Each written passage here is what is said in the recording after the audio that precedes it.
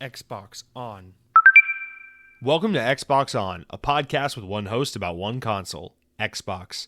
I'm said host Jesse DeRosa, and on today's episode, we'll be talking about the latest Xbox news for the week of January 30th, 2025, including Phil Spencer gave a big interview, not just one, but two, this week, and they provide deeper looks at Xbox's recent shift in identity.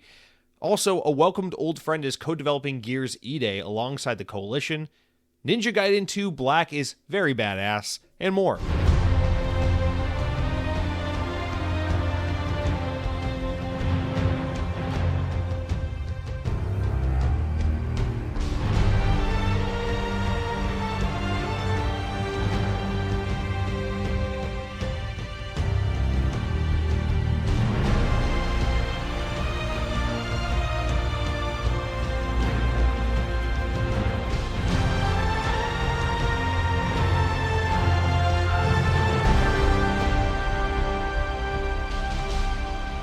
This week in Xbox history, in the year 2014, 11 years ago, Tomb Raider Definitive Edition was released for the Xbox One.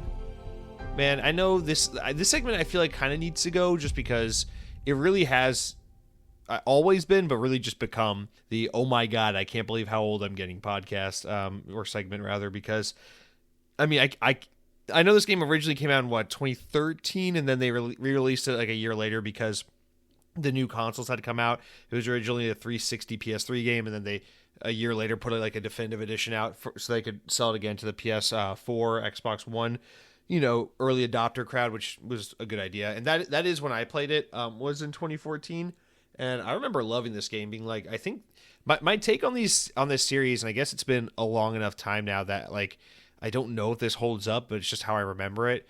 My take on the new Tomb Raider, which is obviously very heavily inspired by the Uncharted series, was always that Uncharted is a better overall experience because it's much more cinematic, and I think it pulls off its bringing a movie-like experience to video games better than Tomb Raider does. But new Tomb Raider are more fun as video games than Uncharted. Like, I enjoy the moment-to-moment gameplay more, and I feel like this game was really special because it kind of kicked that off. And then I think the one that came out the year after this in 2015, of course, Rise of the Tomb Raider, which was the one that infamously was a prolonged timed exclusive on Xbox that, for the longest time they wouldn't say, is it coming to PlayStation? Is it permanently exclusive? Is it timed exclusive?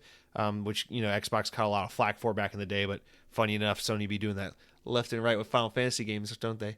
If that game, the sequel, the follow-up to this game, I love that one. That is my favorite. I always say, like, if you're going to, for some reason, arbitrarily say, like, the 2007 to 2019-20 era, like, that's, I think, when the last Tomb Raider came out, a time period of, like, all the Uncharted games and all the new Tomb Raider games, if you look at that whole era and you, like, kind of rank them, that Tomb Raider, that Rise of the Tomb Raider from 2015, that's my favorite one by far. I love that game. I feel like that game's aesthetic and setting are just perfect. That game was so much fun. The game after that, Shadow of the Tomb Raider, the third entry, which wasn't made by Crystal Dynamics, was made by Eidos Montreal. That one is still very good as well, but I think this new trilogy really peaked with that second entry there in 2015. But yeah, I like these games a lot. Really good. Lots of fun. Jonas, shut up, Jonas. Nobody cares about you. Is it Jonas or is it Jonah, her friend? I don't fucking remember. They are working on a new one of these though, right? Isn't that what Crystal Dynamics is doing now for Amazon? Or what's even happening, dude? Square Enix was making Tomb Raider games, now Amazon's making Tomb Raider games. I can't wait for like Del Taco to be making Tomb Raider games in 15 years as this IP just keeps shifting hands from one weird company to the next. But anyway, welcome to Xbox On, you guys. It's episode 296, which means we're just 4 weeks away from episode 300. Oh my god, I have big plans in store for you guys. I hope a couple years back when I made you all give me your home addresses, I hope you kept those current and up to date, because I will be mailing a special something to each and every single one of you. Actually, that reminds me, back a couple years ago when we used to do Twitch streams every Monday night, there was 1 week where I don't remember who it was. I think it was Mavs Man. May he rest in peace. We haven't heard from him in a while. I'm not sure if he still listens to the show, but he used to write in pretty regularly. I think it was Mavs Man. It could be someone else. Was on Twitch one night with us. We were in the chat and we were hanging out.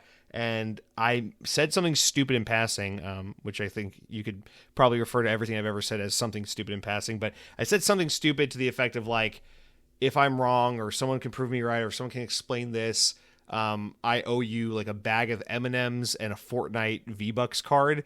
And Mavs Man, who I believe it was, did or said or whatever, fact checked me on whatever it was, and he was right. And then I remember saying, I guess I owe you a bag of M&Ms and a V-Bucks card. And then I said, give me your address. And then he DM'd me or PM'd me his address. And then I remember feeling really shitty about it because I was going to actually send him that as like a gag, you know, as like a fun thing, like oh, that's ridiculous. I wasn't expecting him to do that. And I remember getting really serious about it. I didn't get the V-Bucks card. I got the M&Ms, and then I got lazy and I never actually sent him the V-Bucks card and the M&Ms, and I ate the M&Ms. And so I don't really know where this is going other than to just say I have, I guess, this guilt that's carried me for, God, that was probably 2 or 3 years ago. But there's someone in this audience who I don't even know if he's still here or not, but I owe you V-Bucks and a bag of M&Ms that is somewhere deep in the bowels of my stomach or something. I don't fucking know how that works. Anyway, guys, welcome to Xbox On. I'm recording a little bit earlier than usual. Normally I'd record this on a Wednesday night. Podcast would go live on a Thursday morning. That way we allow ample time to cover all the news, miss nothing. But this week's a little different. I am flying out Thursday afternoon to go back home to the good old Atlanta, Georgia, to visit some friends, family. I don't know who I'm visiting. I'm going back home. And so I'm trying to accommodate my travel schedule by doing the podcast a little early so that tomorrow I can pack, get proper rest and all those things because I got a big day. So I'm recording a day early. That's all you need to know. Everything else is just unnecessary extra detail. But the reason I'm doing that is because no, I just explained that. What the fuck? I'm having a brain fart. I'm sorry. But what I wanted to say was I was assuming originally, God, I'm going to record a day early on a week, you know, after a big Xbox event. There's not going to be much news to talk about. Fuck me. Lo and behold, this is actually a good week, especially for a random January Thursday. Like this is, or random week in January. This is a pretty decent news week. So I think we got more than enough to justify a full episode here. Plus we got a lot of comments and stuff to get through. So we got a pretty good episode despite that. But just know if for whatever reason, you know, I record this on Tuesday night and then Wednesday morning, Phil Spencer resigns from Xbox and comes out as a PlayStation fanboy the whole time. Just know the reason that we didn't talk about it in the podcast is because I had to record a day early. And so we'll get to it next week. Although if something that important happened, I feel like I would just I'd be like with family back home in Georgia. I'd be like, stop what you're doing. Pull out your voice recorder app on your iPhone. I gotta do a pickup for the show. The boys got to know my thoughts on Phil Spencer actually being a PlayStation fan the whole time. So anyway, assuming something like that doesn't happen, the show should just go up as normal and be pretty encompassing of everything that's happened this week. But now I feel like I'm jinxing it. So let's just move on. Guys, notable game. Oh, no, before we say that. Anthony Jerry writes in and says, thank you for reassuring me that you'll be playing on Xbox because it's scary knowing that the lifespan of this podcast is totally dependent on you playing Xbox. And with so much bad news, I'm worried it might accidentally make you stop playing on it for good. This podcast is my crack rock, and if it goes, it's the end of the world. Anthony Jerry, I'm sure that is mostly just being a goofy boy and that you're not actually addicted to crack and that my continuing efforts to play on the Xbox platform probably has very little weight in anything in your life and in the world as a whole. Anyway, yeah, I listen, it gotta be clarified. I know I said this last week just to double down. I don't understand why the negative news happening in the Xbox sphere would have any impact on my desire to play on the platform. Xbox has been my preferred platform since the Xbox 360 era. It is just I'm a deeply nostalgic and emotional person, and I am tied to this brand. Does not mean I'm a blind fanboy. Doesn't mean Xbox doesn't fuck up a whole lot, which, oh God, they fuck up a whole lot. Doesn't mean Xbox is better than PlayStation. It doesn't mean really any of that shit at all. It just means I personally have a really big appreciation and a deep connection and nostalgia and comfort associated with Xbox. So as long as there's Xbox to be consumed and enjoyed, Xbox news, Xbox hardware, video games, a platform, an ecosystem, achievements, gamer score, profiles, everything, all the rest, I'm going to be here because it's where I like to play my games. It's how I like to engage with video games. Xbox as a ecosystem is my gateway into gaming. It's not my gateway. My gateway into gaming was the Nintendo Entertainment System, Super NES, fucking computer, Game Boy, Nintendo shit. Nintendo shit got me into gaming, but Xbox is where I made my bed. You know, it's where I built my home, right? You know, Nintendo was my high school sweetheart. I thought we were gonna get married. We were dating for so long. People used to say those hometown sweethearts. They sure are adorable. That Jesse and Nintendo. I think they're gonna be together for a long time. And yes, the local townsfolk were very distraught when they found out that Nintendo and I had decided, hey, we're just getting older. We want different things. We're not kids anymore. This just isn't working out like it used to. But luckily enough, we've remained friends. I still have a Switch building dust in the corner, so she's still my girl in a friendly sense. You know, we still touch base. You know, my mom's really good friends with her mom and that kind of thing. So we're always going to be a part of each other's lives to some extent. But Xbox, I mean, she's the hot babe I never thought I had a chance with. And then I found out that nobody likes her because she's a hot mess, clearly. But she's my hot mess, and I love her for that. So Xbox, I'm with you through thick and thin. I don't care if you're cheating on me with the other boys. I don't care if, you know, I say, baby, I'm coming home. You got dinner ready? And she goes, I'm at PlayStation's house. Why does this work? But anyway. Yeah, I mean, I just like Xbox. I really do. It's insane. We cover everything there is to cover because the point of the podcast is it's an Xbox news and conversation podcast, so we have to cover the angles. But dude, if I'm like, we'll get into it in what I've been playing.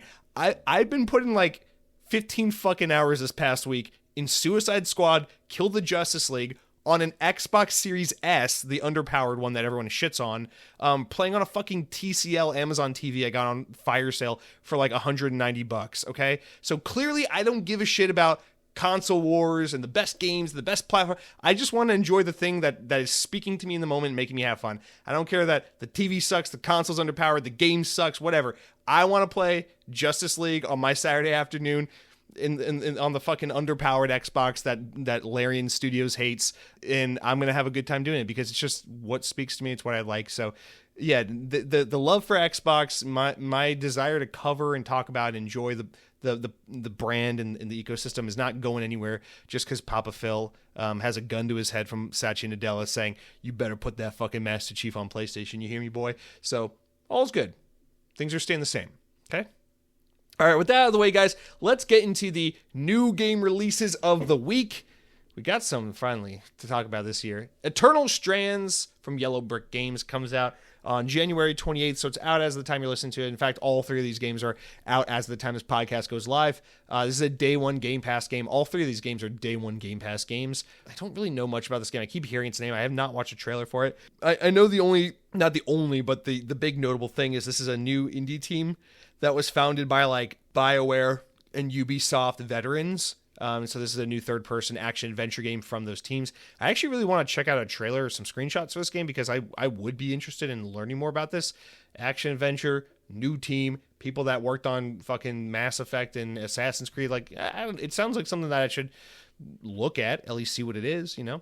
Next up, Orcs Must Die Death Trap, another Day 1 Game Pass game. So this is out now from Robot Entertainment. I played Orcs Must Die 3 sometime last year for some random ass reason. I was playing Xbox with a friend that I never play video games with, and we just decided to dick around and play on some random Game Pass games because he's like, hey, I got Game Pass. And I was like, let's explore the catalog together because I never play with people. And we just ended up playing Orcs Must Die 3, weirdly enough, and it was actually really fun. I had a really fun time playing Orcs Must Die for one night, and I was like, this is a really fun, easy pick up and play game. I have had enough of this for the rest of my life, but I don't know, maybe Orcs Must Die Death Trap has done enough with the formula that it would warrant someone to want to come back and go for a fourth or fifth round of this franchise. I don't know.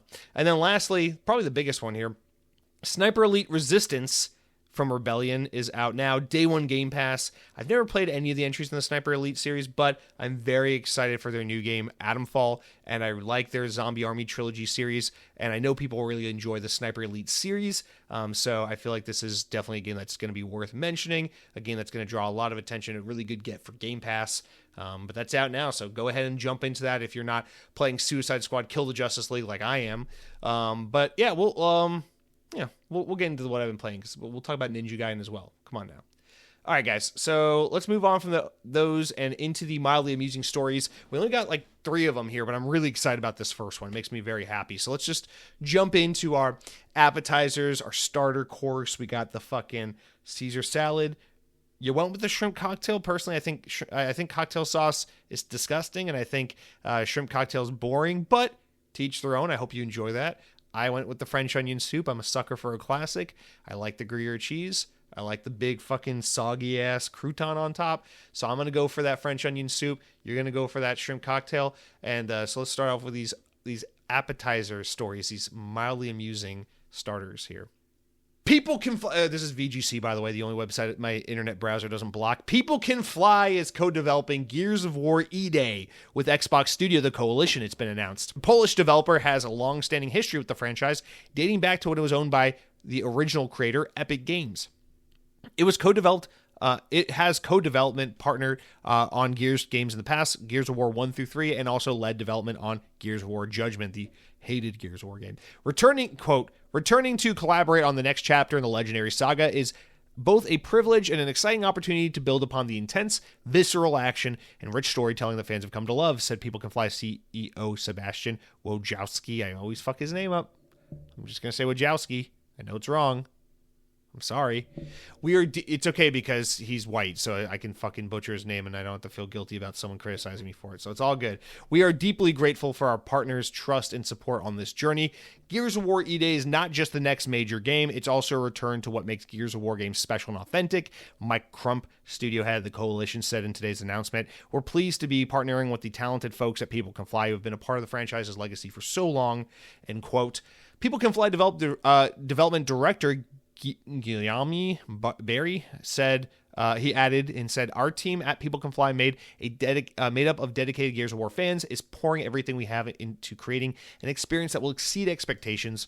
While we can't share more just yet, we're eager for the day where we can, and we will show all the exciting things that we've been working on." Last month, People Can Fly announced that they had plans to lay off a significant number of employees due to external market pressures. CEO Wojciechowski said that the Painkiller Bulletstorm Outriders studio was suspending or parting ways with more than 120 talented aviators as it's reducing its self-publishing plans and suspending work on an unannounced game. So that was a huge bummer when that was announced, but it is good to know that they have found work. So it sounds like we got a initiative, Crystal Dynamics type of thing going on here, where it's like, hey, a fellow studio that we know that's kind of in trouble, some friends of ours, why don't you come do, co-development work with us over here. The thing is, this used to be kind of a weird thing. I feel like back in the 360 era and before, it was always kind of seen as like a bad thing if like a co-developer or a different studio developed a spin-off or something else. It was like, oh, that's not real Gears of War. That's the spin-off from that other team. The real team works on this, right? And that was kind of the thing. Like, remember, I just played Batman Arkham Origins, and, back in the day, it was like, oh, Arkham Origins, that's the WB Montreal game. That's not the Rocksteady one. That's the fake Batman game. There used to be that stigma, but with how expensive games are to make and how long and time consuming they are and how finicky they are with the fidelity and all the features and the assets and the AI and all, just games are just such a fucking intricate little puzzle to put together.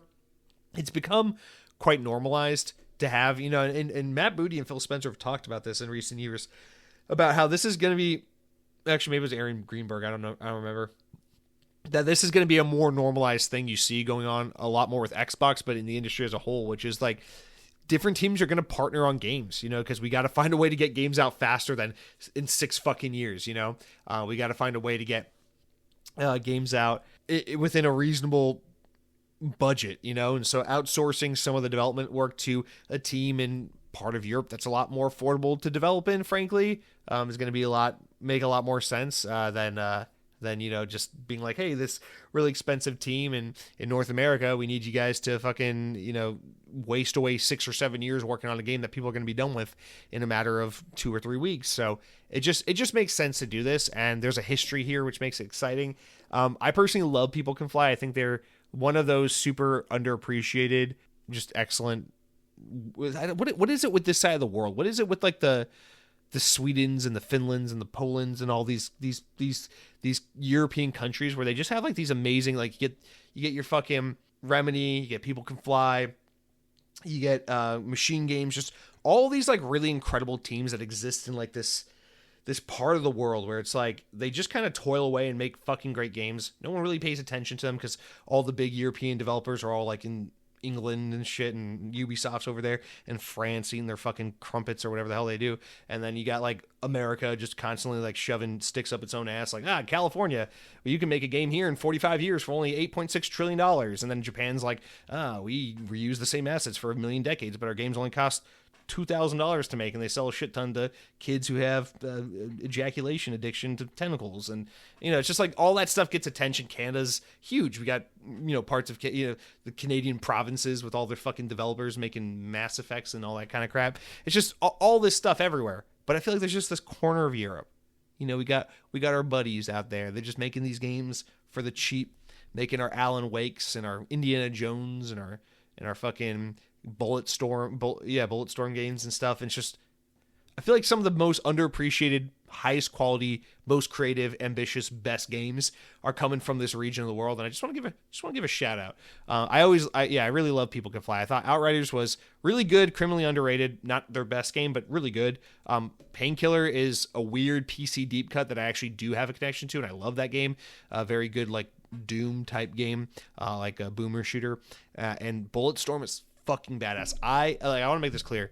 I love Bulletstorm. Bulletstorm is such a badass game. If you love Gears of War and you've never played Bulletstorm, play Bulletstorm now. Just whatever game you're playing, put it on ice, go play Bulletstorm. It's fucking badass. You'll love it. Anyway, but I thought this was just cool news. There's not much to say about it. The rumor is that this game is a lot further along than we know, and that possibly it's coming out this year. I don't fucking believe that for a second. So apparently People Can Fly have been working on this game for a while now with the Coalition. I will be pleasantly surprised if this game is coming out anytime in the next 12 months. But we'll see. I mean, stranger things have happened, I guess. They did 9/11 once. That was unexpected. So why can't we get a Gears game within about a year of it being announced in an era where games take a million years and $2 trillion to make? So let's fucking wait and see. But I'm very excited to see more of this game, knowing that People Can Fly are working on it. It just makes me wonder, and this might be just me getting like all mushy and sentimental about it and kind of reading things a little too deep, but it does make me wonder, will this game have a little bit of a tinge, an extra... I love the Coalition. I love Gears 4 and 5. Those games I think are also really underappreciated. But I do wonder if maybe having the Coalition, which has a lot of old Epic Games people, with People Can Fly working on a Gears of War game, especially one that's set kind of in a earlier time period, more akin to what we're familiar with the OG trilogy. I wonder if this game is going to somehow be able to capture some kind of 360 vibe or feel a little bit. I feel like if they can but if they can just somehow, whether it be intentional or not, capture some of that magic of the way old school Gears looked and felt, I think that'll make for a very, very good game in the sense that I think Gears of War is at a point in time where people are pretty nostalgic for that early Xbox 360 era, and you could really capitalize on making a game that's fresh and new, but has a lot of that vibe and feel. So it's exciting. We'll just have to wait and see. But one thing I am confident about, whether the game comes out this year, next year, or sometime after that, we're going to see this game at the Summer Showcase. So I feel very confident we're going to get a nice gameplay demo of this game in the next 6 months, and that is pretty exciting. All right, next up, guys. This one just came out today. Sony has unveiled MLB The Show 2025 ahead of the game's March 18th release. The game will be released for Xbox Series S and X, as it has been since 2021, alongside Nintendo Switch and, of course, PS5, with the early access being available March 14th for those who get the Digital Deluxe Edition. This year's series entry will be the first to not launch on Game Pass on day one. That doesn't mean it's not coming to Game Pass at all. It just means it's not going to launch at day and date with on Game Pass. It's not going to be a day one Game Pass title. This will be the first for the series since it first came to Xbox in 2021. This also marks the end of support for Xbox One and PS4, as the game will only be on current gen consoles and Nintendo Switch this year, which is really interesting because if you're on Nintendo Switch, you could also be on PS4 and Xbox One. So that sounds more like a time constraint issue, and like they ran the numbers and said it's just not worth it. Very interesting because usually this game, like most sports titles, support previous hardware for a lot longer than other games. And this generation, there's just been a lot of Xbox One, prolonged Xbox One PS4 support, so I'm actually a little surprised to see that. But nonetheless, sounds like, I don't know, maybe Sony got involved and said, please don't fucking let these motherfuckers put this on Game Pass. We'll give you money. I think a more realistic thing is Xbox just said, hey, right now we have better uses of our Game Pass investment money than to get this on Game Pass yet again. I think they probably have the data showing that this is just not the most popular sports game, and it's probably better for them to invest that money in giving it to EA for EA Play, which is also in Game Pass, to get more of like your, college footballs and shit into Game Pass. So it's probably just a better use of those funds, is if I had to guess. I don't think there's anything too crazy going on behind this. But Sony previously said that the decision was put its internal developed baseball series on Game Pass. That decision was made by the license holder, the MLB, not by Sony, which we've known. In a series first, the box art for the game will feature 3 cover stars, not just one. They are the Pittsburgh Pirates pitcher, Paul Skeens, Cincinnati Reds shortstop, Ellie De La Cruz, and Baltimore Orioles shortstop, Gunnar Henderson. The first MLB The Show 2025 gameplay trailer will drop on February 4th, and that's when pre-orders will go live for the game, which comes out on the 14th of March. So not much to say to that. I really just think this is a whole... Xbox was like, hey, what's the price to get this on Game Pass again? And they said, you know what? Let's focus on hotter sports titles. Because even though MLB The Baseball, MLB The Show is a huge game. It does very, very well. It's a big game for Sony.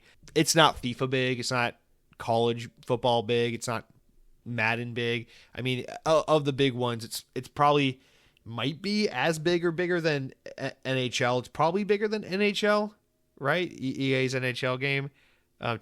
Or is it? Yeah, no, it's EA. EA makes the NHL games. Yeah, maybe. It might do better than NHL, but there's no way, when you compare it to basketball and soccer and football, come on. People always like the worst options. Why do you think everyone has a fucking PlayStation 4 and an iPhone 3GS, okay?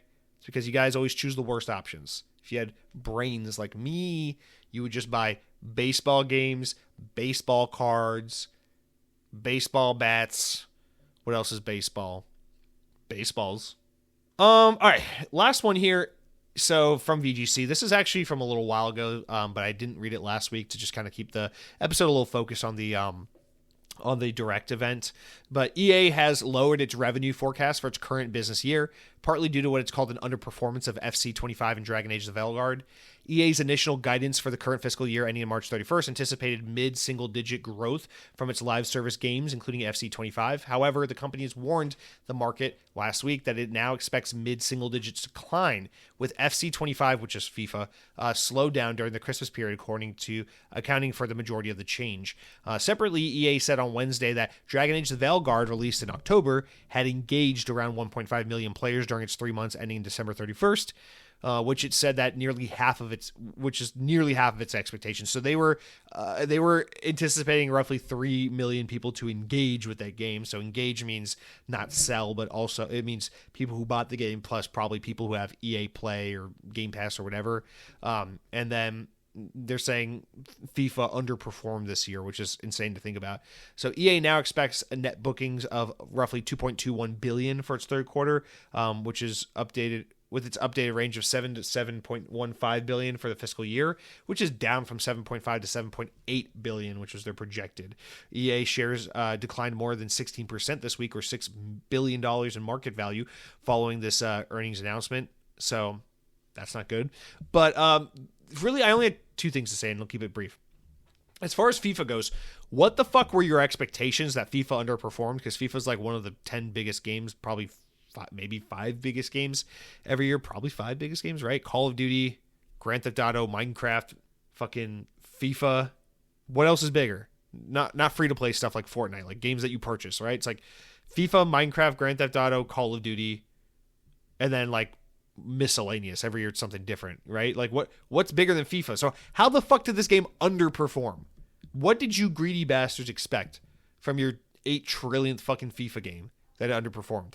And then as for Dragon Age the Veilguard, seems like that game didn't really do well. Honestly, I'm shocked to hear it was 1.5 million. I really thought this game would have easily, like, if their goal was 3 million, I feel like just going off of vibes and stupidity, I feel like this should have easily been able to clear 3 million.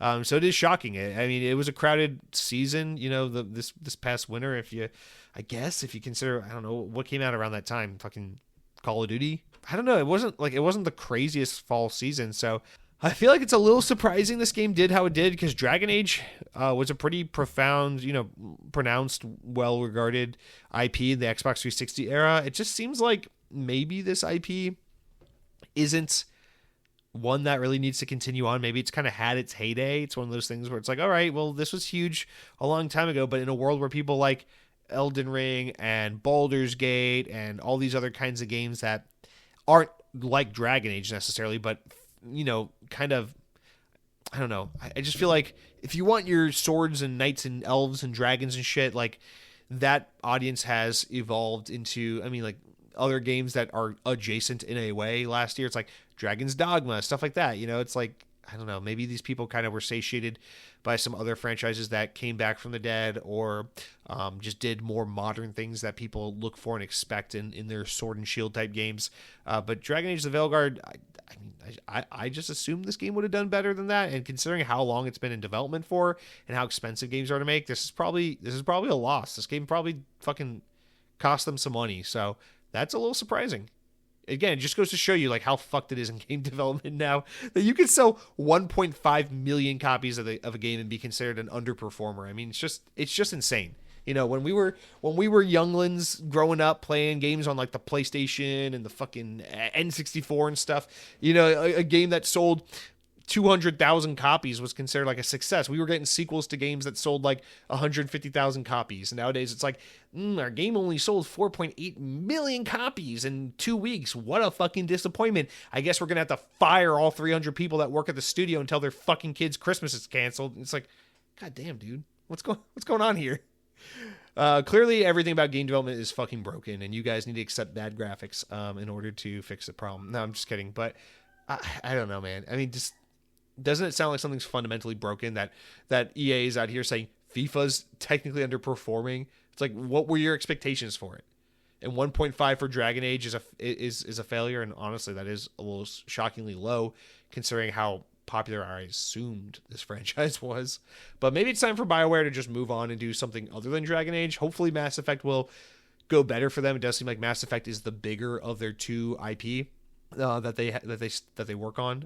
So we'll see. Anyway, guys, that's going to wrap it up for our opening news stories. We're going to get into the games I've been playing, which I've already kind of spoiled a little bit. But before I can tell you about the games I've been playing this week, I got to tell you about what it is I've been eating. And I don't have anything too crazy to say. I guess I'll say this. We finally got ourselves an interesting restaurant in my town. Listen, I try to be like a financially, not like a savvy guy, like, ooh, invest in this stock and you'll make a lot of money. I try to just be like safe. I'm a very like safe bet kind of guy. Like, I'm very anxious about everything in this world. So I'm always like a play it safe, better safe than sorry, risk averse type person. And so to me, it was like, when I moved to Florida, I was like, I got to get a house as soon as possible, because I just need to like build equity and like do the things so that I have some prayer of a chance of retiring one day and not dying like at fucking stocking shelves at Publix one day when I'm 85 years old still working. So like, to me, it was like, it's getting way too in the weeds. But basically what I'm saying is, we kind of live out in the sticks where I am. Like, we want to live near Disney when we moved here and everything, but the thing is, Orlando has gotten really fucking expensive, like everywhere has, because people from New Jersey can sell their fucking house they built for $3,000 in 1981 for like $8.6 trillion now, and then they all retire to Florida because Trump lives here, and then they just fucking live like kings because they can buy a cool $2 million home just outside of Walt Disney World, and then fucking price all the working class salespeople and hospitality workers out of apartment living. So there's a huge, like, housing is an issue everywhere. I know for our Canadian listeners, God bless you. I know obviously in the States, it's a huge fucking mess. Our government is a complete fucking failure and is allowing foreign entities and major corporations and investment firms to steal single family housing from the American people. So it's a whole fucking mess. But so to me, it was like, okay, I gotta get in and own a house as fast as possible just to fucking secure some semblance, some opportunity, some modicum of a chance of like a normal middle class living like the one I grew up having. So we kind of moved out a little bit in the sticks. We're not far from Disney, so I've always been happy here because it's like, it's cool. We're near Disney. Where we live, it's kind of like, it's up and coming, it's developing. There's, you know, we have infrastructure. There's like a grocery store and stuff, so it's cool, but like, you know, everything's far. Like if you want to go to like real Orlando, like downtown Orlando, it's a hike, and the traffic here is horrible no matter where you go. So it's like everything, it's like, oh, it's 12 miles away, 20 miles away, but it takes you an hour and 30 minutes to get anywhere because people here don't know how to drive and they're all from New York. So it just is what it is. It's like, it's not like the hottest, coolest, sexiest place to live, but it's cool. It's like, it's very family. It's very quiet. It's very suburban out here. And I like that. I'm fine with it. So the one downside to living out here though, is it's like, there's nothing. There's like nothing cool, you know? What I'm still, I guess I'm kind of aging out of it now, but I'm still at the age where like people like my peers are like, why do you live out there? Why do you live all the way out in Polk County? You know, Polk County is the biggest fucking county in Florida. So I guess that kind of encompasses a lot of places, a lot of different cities. But it's like, why would you live out in Polk County? There's nothing out there. It's just a bunch of fucking hillbillies and farmland and suburban neighborhoods. It's like, it's so lame because I'm still in the age where like people want to live cool, you know, they want to live close to the hip restaurant with the $18 cocktails and the fucking, you know, their friend can hook them up and get them to the place where like the fucking, you know, the pizza place and the tattoos and all the shit. And it's like, don't get me wrong, I'm young and stupid too. I also wish I could live downtown like a fucking frat boy and burn $2,400 a month on a stupid high-rise apartment. But that's irresponsible. So I'm like, okay, I gotta be a good boy. I gotta buy a suburban single family home in the middle of nowhere that I can afford. The only downside to it really, aside from like just I'm far away from all the cool stuff, it's like there's no restaurants here. There's nothing cool. But in the time since I've lived here, this area has started blowing the fuck up because everyone during the pandemic moved to the state of Florida and decided to just congest the roads even further, which I can't complain about because I moved here from somewhere else, so I'm part of the problem. But what am I trying to say? Oh, so in the years since, you know, it's like the neighborhood's been responding. The town's been responding. It's like, okay, we got to build. We got to fucking build. So we got a new hospital, right? We got like the new grocery store. We got like a fifth Publix. There's like a Publix 2 miles from me in every direction. You fucking throw a rock and you hit a Publix. So we got another Publix. We get like 5 more Dunkin' Donuts. And so, you know, a couple of years ago, I was like, it's cool. It's, you know, they're widening that road. They're building a new on-ramp for the highway that's a little more efficient. We got a new hospital. This is cool. We're up and coming. The roads are looking a little nicer. It's getting a little more developed. We got some more neighborhoods popping up, more families coming in. This is great. It's going to look kind of like the suburban neighborhood I grew up in, you know, in just north of Atlanta, you know, when I was a kid. So I was like, this is pretty cool, right? Fast forward to like the past, I don't know, 12, 18 months. They have built 1 million strip malls and 1 million like these like shopping, dining little complexes and plazas. And every fucking 2 months, I'm like, oh my God, here's another one. Let's get something cool. Let's get a fucking, I don't know, let's get a gastropub. Let's get a fucking Indian restaurant. Let's get God forbid, like just something easy. Let's get a layup. Let's get like a fucking Buffalo Wild Wings. Just a place where I can get like a beer and watch hockey one time a year or something, right? And it's just Olive Garden, Longhorn Steakhouse, Outback Steakhouse, chain steakhouse, chain Italian restaurant, and if it's not that, you got like the staples of Florida. Everyone hears from like some like Caribbean or South American country and or New York. So it's like shitty pizza place, Puerto Rican place, shitty pizza place, Cuban place, shitty pizza place, bagel place. And it's like everyone just complains about all of it because it's like, oh, this is so much better where I'm from. In New York, the bagels are more like bagels. Oh, the pizzas are like the size of a fucking flying saucer. So it's like really shitty local food, or like just, you know, like I'm cool with like the Latin food. It's cool, but it's like when every other restaurant is like a fucking like, oh, you get pernil. It's like, okay, I'm a little fucking tired of the rice and beans, man. So just jonesing for something like I would kill for like a dude with a flannel shirt and an ear piercing and a tattoo to serve me a craft beer. Like I would just normally that's not my thing, but like I'm kind of at my wit's end. It's like only so much Olive Garden and Cuban restaurants I can take before I'm like, just give me a fucking, give me a fucking an IPA and a fucking tapas that's, a little plate of scallops for $35 or something, for love of Christ. So long way of saying we finally got something, guys. It happened. We finally got a cool restaurant. It's Florida, so, it's in a strip mall because it's all they fucking got here. But we finally got a cool restaurant. I think it's called Miyake Sushi. It's a Japanese restaurant. It's not the best Japanese restaurant I've ever been to, but it's my Japanese restaurant because it's within like 5 minutes of my house, and I fucking love it. So we went there. We actually went there when it opened a couple months ago, and we grabbed a couple of bowls of ramen to go. And we were severely disappointed because the broth was like really underseasoned. I was like, oh, this is not it. It was just a miss. And I always chalked it up to like, they're a brand new restaurant. Maybe it's just, they're kind of going through the motions and getting things all set up. Give them another try. But my girlfriend was like, no, fuck that place. I finally convinced her to go back this past week, and we went again. This time we sat down, we dined in. We did like the whole tour of the menu thing, like a proper meal. And it was fucking awesome. It was really nice. Like this restaurant, super cool. You go in, it's all hip, it's cool. It's got like the wooden bar, and it's got like all the fucking cool furniture, and it looks like an IKEA / Japan / Apple store / like hip place. I'm like, cool. It's got like the aesthetic of like one of those urban Japanese little fucking, whatever restaurants that are trendy and chic.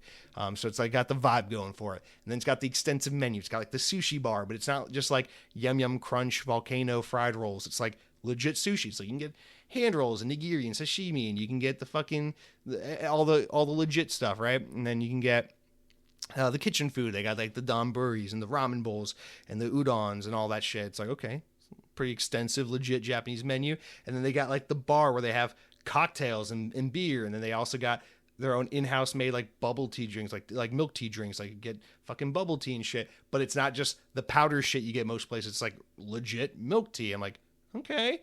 So we tried a little bit of everything. I'm proud to say 2 things: the prices, pretty fucking reasonable. It's the benefits of living out in the sticks. Second thing, the food, pretty legit quality. I would know. I'm white and I like Japanese culture. Yeah, but this place is awesome. All joking aside, we like at the end of our meal, we looked at each other and we're just like, I feel like for once I'm like not in the lamest fucking place on earth. It was just nice. It's comforting to know there's like a place where a young couple in their late 20s can go and have a bowl of ramen and not feel like their only other option is the hospital or the Denny's. So just shout out to Miyake. Servers, super fucking nice. The food, really good. The pricing, reasonable. The atmosphere, hip and chic. It's just nice. It's nice when everything else is just some shitty wannabe New York pizza place that tastes like every other fucking shitty New York pizza place. And they're always called Giovanni's, Mamma Mia's, Papadino's, Giordano's. Like, we get it. Vaguely Italian, and then the crust is shit, and you say, oh, it's the water. We need the water from the Hudson River. We need the Hudson River water to make the pizza taste like gabagool. So anyway, I just love making fun of Italian Americans for some reason. But that's it for what I've been eating. Just shout out to Miyake Sushi. Thank you for adding a little bit of flair to a very quiet and boring suburban town. Thank you very much. Polk County appreciates you, or at least I do. And that's the other thing. It was kind of popping in there. It was like maybe the restaurant was like maybe 50%, 60% full. Nice. I was like, maybe these guys stand a chance of lasting. Maybe I've underestimated my fellow neighbors a little too much. Maybe the market here can sustain a restaurant like this. Fingers fucking crossed. We'll hope for it. Because the worst case scenario is like they go out of business in 2 months and then they put another fucking Tijuana Flats in there. Anyway, all right, guys, that's it for what I've been eating. Taking too long. Let's get to what I've been playing. I got no excuse for this, so we'll just get into it. Suicide Squad: Kill the Justice League. I don't know what's wrong with me. Listen, I bought this game when it came out last year. I played through the main content, deleted the game after I beat it, and moved on with my life. My verdict back then was this game is getting slaughtered online for being way worse than it actually is. It's not great. It's very rough around the edges. Obviously, this shouldn't have been a live service Suicide Squad game. It should have been a single-player, narrative-driven game, and there's a lot of things that are wrong with it. A lot of ways it could have been better. But at the end of the day, the presentation, graphics, visual style, awesome. the premise of the story, whether you agree with the execution or not, awesome. The moment-to-moment gameplay, really fucking fun. The game has got really great mechanics, really good combat, really fun different play styles among the 4 main characters. I really liked this game for a lot of its most important elements, like the gameplay. So I was not a huge fan of Suicide Squad Kill the Justice League. I obviously think it's a huge step down from the Batman Arkham games that preceded this. But I think it is a fun budget. Like if you find it on sale for $20 or less, pick it up and have a really fun weekend with this game kind of romp experience. And that was really all I thought of it. But I am in this weird autistic mode lately where I'm just constantly obsessed with like reading comics, watching DC and Marvel TV shows, playing video. I've been like, it's been a while. I feel like it's been like 6 or 7 months. I just keep going on this weird superhero kick and it's not stopping. I'm watching all of Young Justice right now on HBO Max and it's not slowing down. No signs of slowing down. So I'm really feeling it. And so knowing that this game just got its last update, its last DLC or seasonal content, I was like, you know what?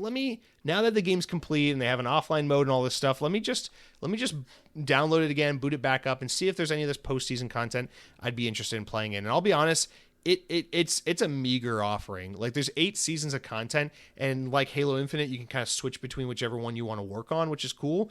But each season gets worse. Like you can tell, season 1 where they introduced the Joker, they still had like proper cutscenes and there was light story gameplay, and you could unlock a new character, the Joker. And like they put a lot of work into that season 1, and then you can tell like in season 2, season 3, with each season, like the quality gets lower and lower, and you can feel the staff layoffs and the budget cuts. Like the CGI cutscenes turn into comic panel cutscenes. The voice acting starts to disappear. The story content starts to disappear. This season didn't have a new character. This season just had a battle pass. This season just had rehashed, remixed content from that season. It's like it gets worse and worse. But the reason I'm playing through it is because every season you kill a different version of Brainiac, and then you unlock like little story snippet. So it's pretty easy to basically just jump into a season, do like 3 hours of grinding for that season content, beat Brainiac, and move on to the next season. So there's this weird like single player way in which I'm playing this game where I'm trying to run through all 8 seasons of post-launch content. I'm on season 3 right now. It's a slow burn. I don't know if I'm going to do it all, but I'm just kind of weirdly having fun, just putting a podcast on the background and grinding through it and beating my next Brainiac as I progress through the seasons. It's not great. But it's not, I don't know, it's fun. It's like after a long, exhausting week of work, there's something really nice about turning off your brain and just playing through this. The only problem I'm having is I'm acutely aware while I'm playing it, I am wasting my fucking time. There's so much more like valuable gaming experience I could be gaining right now by playing literally anything else. I was supposed to play either Chapang 2 or Dead Space 2, but here I am going through the post-launch content support for Suicide Squad Kill the Justice League, which nobody gives a shit about. But it's fun. It's not great. I don't recommend it, but you know how it is. Sometimes you're just kind of in the mood for something that's not good, like that shitty Italian place that has knockoff New York pizza that tastes like every other place called Mamma Mia's. You know what I'm talking about? So, dude, and just as a side note for that joke I keep making, if you live anywhere in the United States, especially the East Coast, but not the Northeast, you know what I'm fucking talking about, especially if you're in the South. You live in Georgia or the Carolinas or Virginia or any of that shit, you know what I'm fucking talking about. And I'm sure it's much the same way in the rest of the country if you live like in Texas or California or whatever, but you know what I'm talking about. You fucking know. I know in every one of your, every U.S. listener with this podcast on right now, I know you know of a place within a 20-mile radius of you that's called Mamma Mia's or Giovanni's Pizza or Tony's Pizza or some stupid shit like that, or Delagino's Pizza. And you know what I'm talking about. The chewy dough that's kind of flavorless and tastes a little too much of like flour, like the cooking flour, like bread flour. Oh, you know what I'm talking about. It has like the uninspired kind of bland sauce and cheese, and it's just greasy, oily knockoff New York pizza. I know you know what I'm talking about. Stuff makes me irate. Just go to McDonald's. Just be done with it. If you're going to disrespect your body like that, just go to McDonald's. All right, so that's the first game I've been playing, Suicide Squad Kill the Justice League. Now, the second game I've been playing, a lot more respectable here, Ninja Gaiden 2 Black. So, surprised, announced / launched at the Xbox Developer Direct last week. I decided to give this motherfucker a shot. And to my surprise, I have nothing but great things to say about this game. So let's get into this comment. Daniel Winky writes in and says, Obscure Expedition 33 is my most anticipated game this year. Jesse, I think you're missing out. Well, good for you. Jesse, I think you're missing out on Ninja Gaiden 3 on the Xbox 360. We have opposite experiences with the series, you see. I've played 3, while you've played 1 and 2, but not 3. While you've played, I think you're missing out. Despite its difficulty, I found it fun as hell. Pop that backwards compatible game into your Series X. If you think it's trash, I'll give you $100. Also, this Grand Theft Auto 6 dick riding has to stop. I'm anticipating the game too, but why are a bunch of developers so scared to release their games around that same time? It's not that serious. They need to wipe their knees. Just real quick to get the GTA thing out of the way, and then we'll get back into Ninja Gaiden. It's not people being a bunch of babies or being afraid. Listen, with how we just talked about how FIFA underperformed last year, with how expensive games are to make and how much time goes into it, these are serious investments. These companies cannot afford to take risks like putting your game up against Grand Theft Auto 6. Grand Theft Auto 6 is a rare cultural phenomenon. It's like the video game equivalent of like putting your your indie darling drama film out the same week as Avengers Endgame or something like that. It's one of those like, this is going to be a pop culture entertainment juggernaut. It's going to be a moment in time when this comes out. So you got to get the fuck away from it, because it's the rare moment where it's not like, oh, people have to choose which big first-person shooter or big racing game they want to play this fall because these two games are coming out around the same time. It's like, no. Doesn't matter what kind of game you're putting out. If it's a JRPG, if it's a racing game, if it's Mario Kart, it doesn't fucking matter. Well, although Mario Kart just would be okay. 99% of games will not fare well against Grand Theft Auto 6, because Grand Theft Auto is one of those ubiquitous things where it doesn't matter what kind of person you are, you're probably just going to buy Grand Theft Auto 6. I mean, the numbers don't lie. You look at the sales for GTA 5, it's just how it's going to be. So you can't justify putting $200 million into a game across 4 to 6 years of development and then be like, yeah, let's just take a risk and put it out within 2 weeks of Grand Theft Auto 6. It just doesn't make financial sense. So people aren't being babies. They're protecting their investments, and they're trying to set their games up to succeed as much as possible. So it's not babyish. It's just sound business. It's unfortunate the way, Grand Theft Auto has that sway and that power that everyone has to get out of its way, but it is what it is, and it's just savvy business. It's not even savvy. It's just common sense business, really, when you consider it. So that. Now let's jump back to Ninja Gaiden. So I appreciate you writing in, and I appreciate the recommendation, because you're right. I do need to go back and give Ninja Gaiden another chance.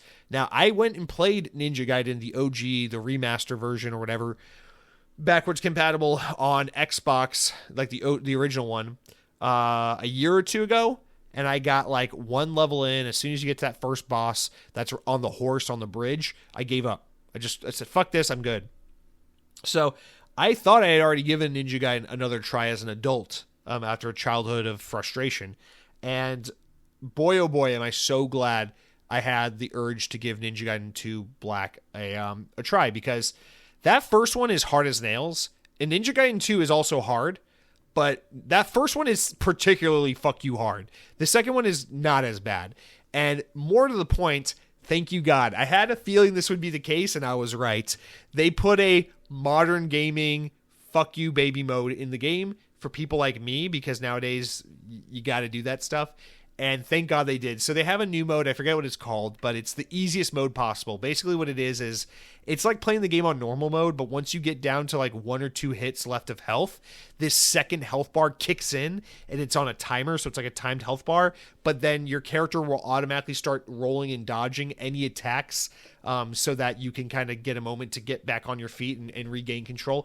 It's kind of like the no-fail baby mode, if I'm being completely honest, because I'm about 7 chapters in, and I have not died. Well, no, I've died once. I've died once in 7 chapters, so I'm clearly playing this the way it was not intended to be played, on a fuck you baby mode, but I do not give a shit, and I will never be ashamed to admit that, because what this has allowed is, for the first time in my life, I've been able to play one of these legitimate Ninja Gaiden games, not just the Nintendo DS one, and actually enjoy the hell out of it. In fact, I'm enjoying this game much in the same way about 4 years ago I played Devil May Cry 5 randomly, the first time I ever played a Devil May Cry game, and just had an absolute blast, hacking and slashing and being in this weird Japanese universe.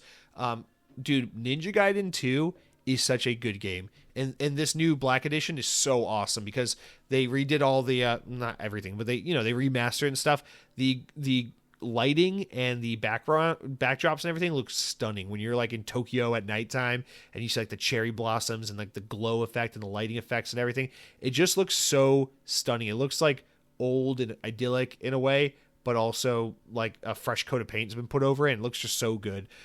I got to give this game so much props. First of all, it's absolutely ridiculous. It's such an older Japanese title. It just reminds me of in a time where everyone's bitching and moaning, games are so progressive. It's like, here's your big anime titty game, girls running around like, ooh, save me, and their boobs are bouncing everywhere, and you're a fucking ninja with the double swords, and you're just slashing guys' arms and legs off, and blood spewing everywhere, and the story is fucking stupid. There's these demons with bird beak faces, and they look so dumb, and they're just like, ooh, Ryu Hayabusa, there are werewolves running around New York City, you must go fight, and you're just like, just for no reason, you're just like, now I'm in Tokyo, now I'm in New York, now I'm in a dojo in the grasslands of Japan, and now I'm in fucking indiscernible ancient Rome, and it's just, you're constantly jumping around these random locations. The story is absolute bullshit nonsense. The characters are laughable and cringe and ridiculous and so Japanese, and the gameplay is superb. It is so fucking good. The thing I love about Ninja Gaiden is I know these games are credited with like kind of being like, in a way, a game that kind of preceded like the Souls genre, but it's not really the same thing. They're not that intricate. It's really just like pick your weapon, hack and slash, make sure you use a lot of dodge. Yeah, you can roll if you want, you can jump out of the way, but it's just like, as long as you exercise patience and persistence, it's really just dodge, attack, dodge, find an opening, attack, and then kind of master some of the button combos. It is more of a hack and slash style game than it is like a Souls-like game. So it's not to say that there is an overlap between people who would enjoy like a Souls game and a Ninja Gaiden game, but also not to say that it's just some mindless button mashing game. It is very much a different thing, but also I feel like I can handle this. Like I can handle Ninja Gaiden, put it on a fuck you baby mode like this has, and let me just kind of go through and experience the awesome combat and set pieces and action and fun button mashing kind of like way that I'm playing it. And then let me just play through the game and see it without having to really stress about getting good and challenging me and I'll do 3 more tries and I'll beat this boss. Like, take that out of the equation. And I know some people will be like, well, Jesse, you're not really playing Ninja Gaiden if you're not playing it that way.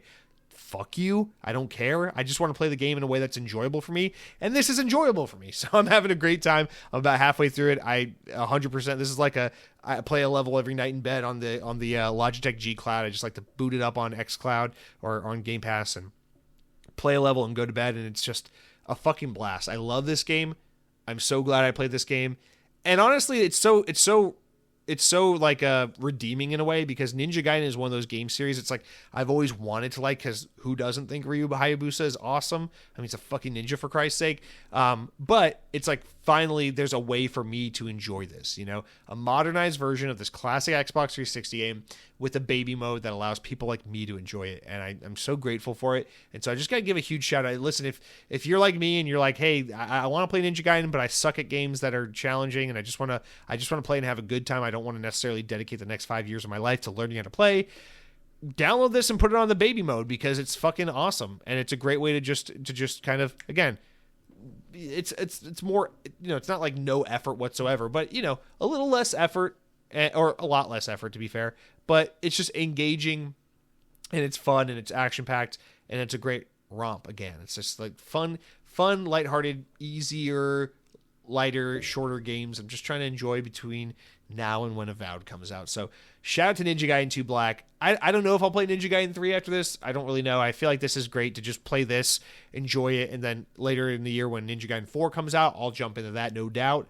But again, I'm not here for the story. I don't really give a shit about the story. I don't feel like I missed anything by not playing Ninja Gaiden 1, and I don't care what happens in Ninja Gaiden 3. It's an anime game, for Christ's sake. All they're going to do is be like, ooh, the ninja god needs to get more powerful. Ooh, woman with breasts is running. Ooh, demon slayer ninja man is fighting the god of Stifilus, and the fucking dragons are here. It's like, I don't care. And the voice acting's bad and all the rest, but it looks cool. Character's cool. The weapons are awesome. Dude, that staff, the fucking second weapon you get in the game, that big long staff is amazing.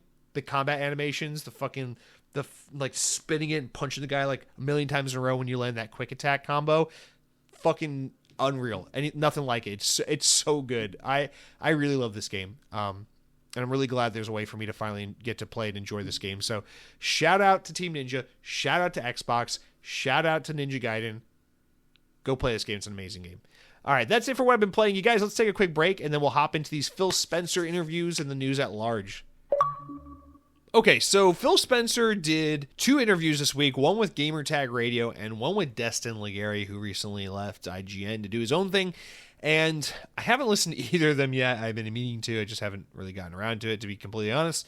But lots and lots of good news bits came from both of these interviews. So what I've done here is I guess I put the Gamertag Radio stories, then the Destin Legary stories, and it's kind of a hodgepodge. We'll be bouncing around a multitude of topics, so just bear with me if the flow is a little off. I tried to do this in the order in which the stories were being published, which I realize isn't probably the best way to go about it, because that doesn't really add a nice flow to it, but shut up, that's what we're doing. So anyway, let's just kind of get into them one by one, and we'll make the most. So Phil Spencer goes on Gamertag Radio, and first one we got here is him talking about Switch. This is a pretty light and easy one. So VGC Relays. Phil Spencer's praised Nintendo Switch 2 and said that they plan to support the upcoming platform with ports of Xbox games. Nintendo finally announced a new Switch earlier in the month, and although it has no games officially announced, Xbox's team are said to be preparing multiple releases, including Diablo 4, Halo the Master Chief Collection, and Microsoft Flight Simulator. Microsoft's newly acquired Activision is also going to release Call of Duty games for Switch 2, which it agreed to do so with the FTC back during the acquisition trials. Speaking in a new interview with Gamertag Radio published last week, Spencer confirmed that Xbox would be supporting the platform. He said he'd exchanged messages with Nintendo president following the Switch 2's reveal, and he said, I was talking to Furukawa-san, the CEO of Nintendo, and I gave him a big congrats and said that my old eyes appreciate the larger screen. Nintendo, their innovation and what they mean to the industry, I just always applaud the moves that they make. They did a little flash video, and I know we'll get more detail over time.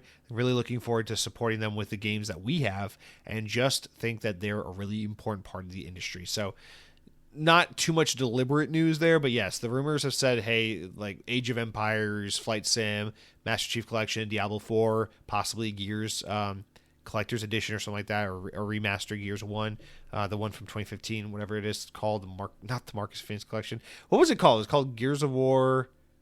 Was it Anniversary, or was it Deluxe Edition, or Remastered? I don't even remember what it was called, but rumors that might be coming to Switch and PS5 this year. So nothing too shocking there that he said it. Obviously, Nintendo is going to continue to get support from Xbox, especially now they're going to have a more powerful console that can run more Xbox games.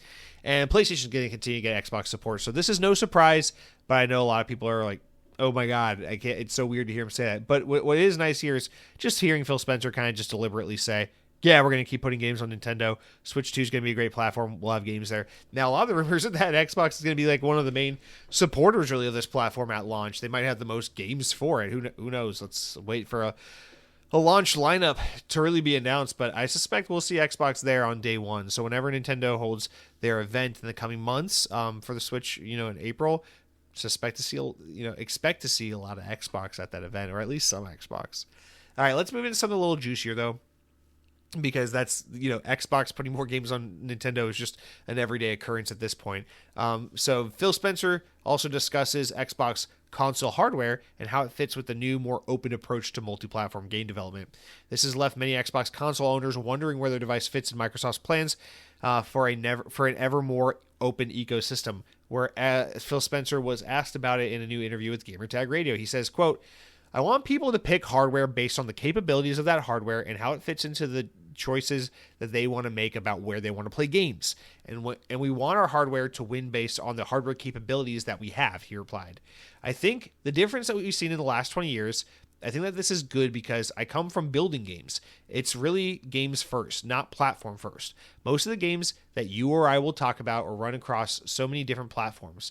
And those are the games that are having success. Those are the games that are top of the charts. I want to build a platform that services those creators, the creators that are trying to meet people on every screen. In the same interview, Phil Spencer reiterates that Xbox intends to release more of its games on more platforms in the future, but emphasized that the brand has a future in hardware. Microsoft first announced last February that it's actively working on a next console. They said back then, quote, let's say our own hardware. I think it's fundamental about what Xbox is, Phil Spencer told Gamertag Radio. It's not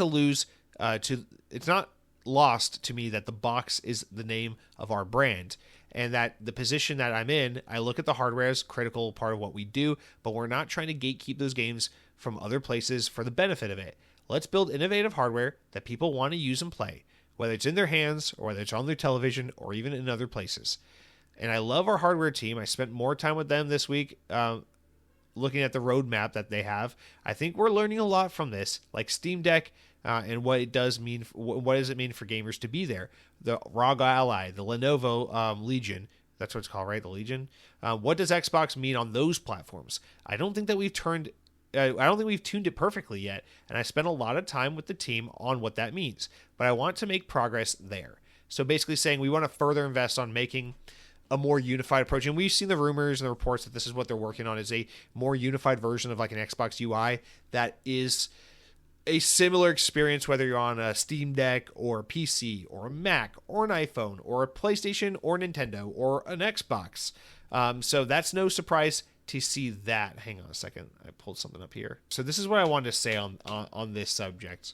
We know Xbox has been working on a unified UI and user experience across all platforms. What that looks like and how that works, I don't know. That's actually a very exciting thing in my opinion, because it's a very ambitious and new thing. And even though we all like the idea, most of us like the idea, myself included, of course, of Xbox kind of sticking to what it's always done and being its own platform that competes with PlayStation in the traditional sense, that's clearly already dead and gone. It's not coming back. So let's focus on where they're going and seeing how that can be interesting. I see this as Microsoft, because I am still very much in the mindset that Satya Nadella and higher ups at Microsoft came to Xbox and said, we are cracking this open. You are going multi-platform. We're not going to be an open software company on everything else except for video games. It's arbitrary and we're not playing that game.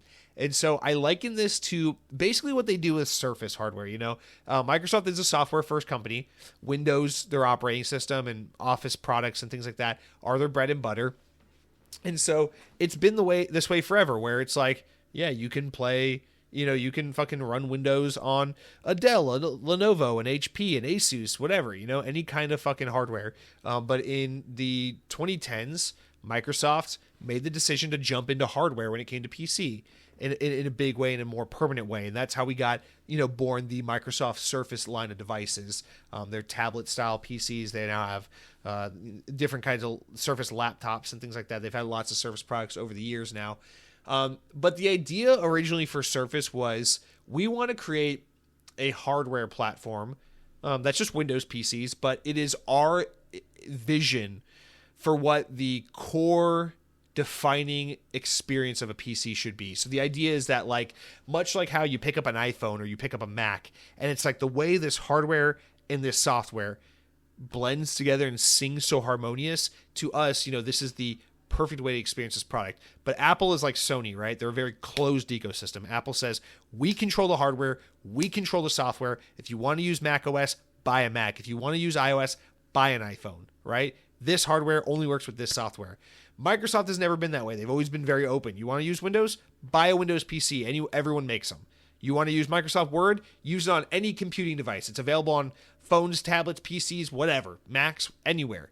Go use it. It's available as a program you download or a web-based app or whatever. It's all available in the cloud or downloaded on your computer. It's everywhere, right?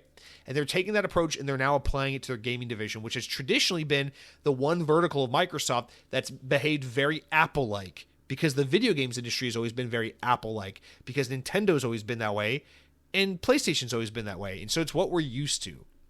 But Microsoft is cracking it open and doing it differently. For better or for worse, I'm not saying they're right and everyone else is wrong. I'm not just blindly siding with Microsoft, but we have to acknowledge what they're doing, and there's some interesting angle to this, right? So it's kind of like the Surface thing, where does Xbox hardware fit into all this? Well, Xbox is working on a tablet right now, and they're working on another generation of Xbox consoles, and currently we have the Series S and the Series X. And I think the idea is it's going to be like, listen, if you love Xbox games and you're a Game Pass subscriber, and you love the community and the ecosystem and your account and the profile and the features and the benefits of the services and the platform of Xbox, you're more than welcome to enjoy it on your Fire TV or your PlayStation or your Nintendo or your ROG Ally, whatever.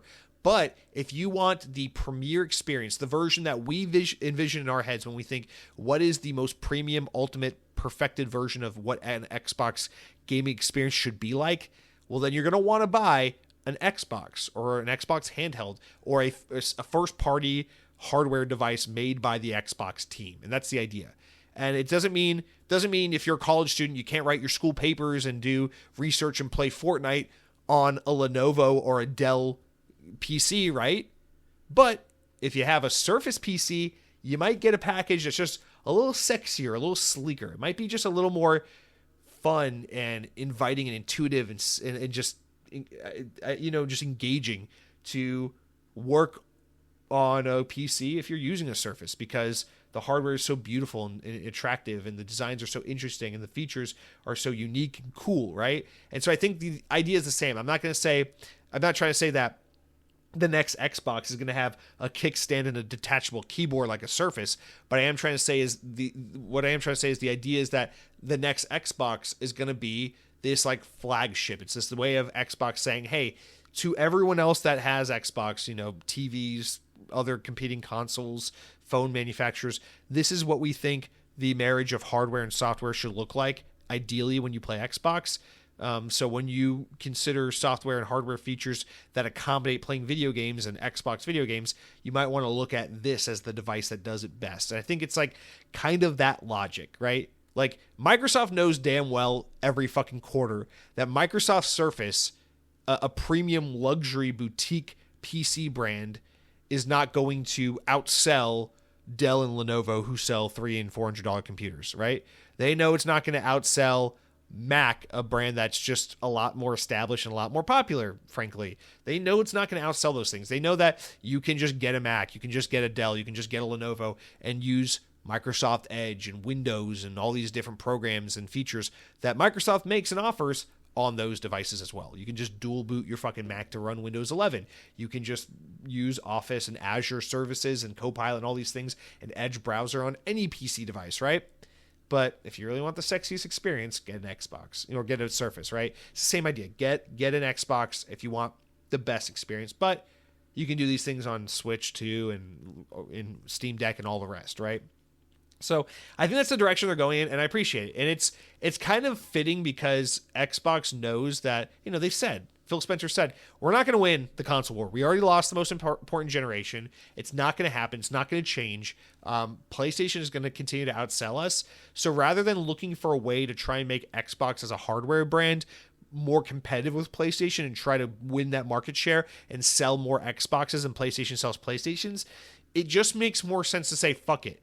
Xbox is here to stay as an option. It's going to be the premium, more boutique option. I would not be surprised if the next generation of Xbox consoles are a lot more expensive than the current generation because they know far few people are going to buy them.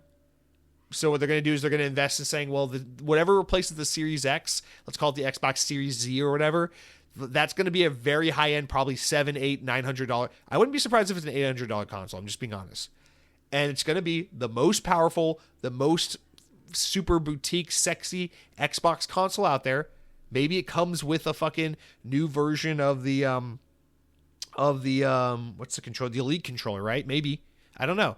But it's going to have all the bells and whistles and be the defining, most premier experience of an Xbox console. But they know only so many million people are going to buy, a couple million people are going to buy that device. So because of that, they're going to price it accordingly to accommodate. And the rest of everyone else who doesn't want to buy that $800 Xbox Series Z or whatever, you can go just play your fucking Xbox games on PlayStation or PC or Steam Deck if you want, or Switch 2. Just go for it. Why not? Because Xbox is everywhere, just like Windows is everywhere, just like Office is everywhere, just like Copilot and Azure and Edge and everything are just everywhere because that's Microsoft. They're a software company, and they're just trying to be in as many places as possible to meet the consumers where they're at. So that is more or less, I think, the future of Xbox hardware. And that's why I still feel confident that for at least a while longer, Xbox hardware is going to persist. The same Microsoft that would be willing to pull the plug permanently on Xbox hardware would be the same Microsoft that would do the same thing to Surface. And I don't know, maybe they do that eventually. I don't think they will. I think Satya Nadella's leadership does view the hardware initiative, despite being, a lower revenue generating business for them. I think he does see value in it, and it is kind of like not a North Star, but what is it, the lost leader for them in a way, where they do find value in being in that market, despite it not being a primary focus for them. So I don't know. I know it's weird saying this about Microsoft, the company that loves canceling and destroying things, but I do feel like Xbox hardware is in a safe place. I think it's just going to change. I think it's going to be more boutique. I think it's going to be more expensive. I think it's going to be more rare, and it's going to be marketed in a different way. But I think it's still going to be there. And listen, if that's the case, we're all good, man. I love Surface. I got my Surface Pro that I still use. I fucking love this device. Whenever I finally upgrade my laptop device, I'll get another Surface. I'm in on that. I love Surface devices. And I'll be the same with the Xbox. Everyone around me can be playing Halo and Gears of War and Indiana Jones on PlayStation and Nintendo and PC and all these other platforms. And that is great for you guys. Enjoy your Lenovo's, enjoy your Dells, enjoy your HP computers and all that. I'm going to continue to spend a little bit extra to get that premier gaming experience on my Xbox handheld and my Xbox console that's attached to my TV, because to me, I just want that premier, nice, high quality, premium Xbox experience, because Xbox is a brand and a place to play that I love, and I just want to have the best experience possible when I'm doing that. So that I envision this very much in that way. So again, I know a lot of people think because I use a lot of flowery language and I like to be hyperbolic for the sake of being silly and having fun on the podcast, a lot of people interpret that as like, this is a very doom and gloom podcast. Not at all, man. Not at all. I'm a creature. I'm a human. I'm a person, a product of comforts. I like comforts. I like things I'm familiar with. I get emotionally attached and nostalgic and sentimental for sure. So in a sense, there is that like, oh, I don't want things to change. I want it to be like how it always was. I want to listen to System of a Down while I drink Mountain Dew and play Halo 3 forever, But I also accept that things change and it just is what it is. Windows Phone died. It sucks. I got a bendy, flippy Samsung phone and I love it, but I miss Windows Phone. And you just accept that both things can happen. You can miss the past and embrace the future at the same time, and that's what we got to do here. It's just that's what's happening. So, and the other angle I want to take with this is just make it a passing comment. I don't want to turn this into like Xbox is actually really smart. They're playing 4D chess and they're going to win. And here's why Sony's dumb. I don't want to play that game, but I do just want to say, I recognize, as a zillennial, I guess more so skewed towards the millennial side of things, that I am kind of part of like the last generation that thinks about and cares about these things in the traditional sense. I know this podcast listenership is a lot of millennial and Gen X people. It's like older people. It's not, I don't have a lot of like Gen Z kids who listen to this podcast. And so I want to make this point that for like people our age, like the demographic of this podcast age, we all know and are most familiar with gaming in that traditional sense of like home console, first party games, console exclusives, competing with other platform holder. But honestly, this change, a lot of people look at this, not what Xbox is doing necessarily, but like the shit that's happening in the games industry in general, and look at it like, listen, man, newer kids like Gen Z and these younger kids and stuff, like nobody gives a shit about Xbox versus PlayStation. They care about like Fortnite, whether they're playing it on their Android phone or they're playing it on a PC or a Nintendo Switch. They don't give a shit. It's about Fortnite. It's about Call of Duty. It's about Apex. It's about whatever game you're fucking playing with your friends. It's just about playing the game together. The platform is irrelevant and secondhand to it. It's kind of like a car. It's like friends don't give a shit about like, do you drive a Honda or a Toyota? They care about like, hey, do you want to come pick me up and we can hang out and drive around your car? It's like that kind of logic. Who gives a shit what badge is on it? We just want to go hang out. And gaming has changed a lot where it's more about the oh God, I hate the term, the metaverse, the social space, right? And it just has so little to do with like Xbox Live parties or what platform you play on, and more with like, yo, hop on Discord, hop on Fortnite, hop on this thing, and everything is already kind of busted open and more uniform anyway.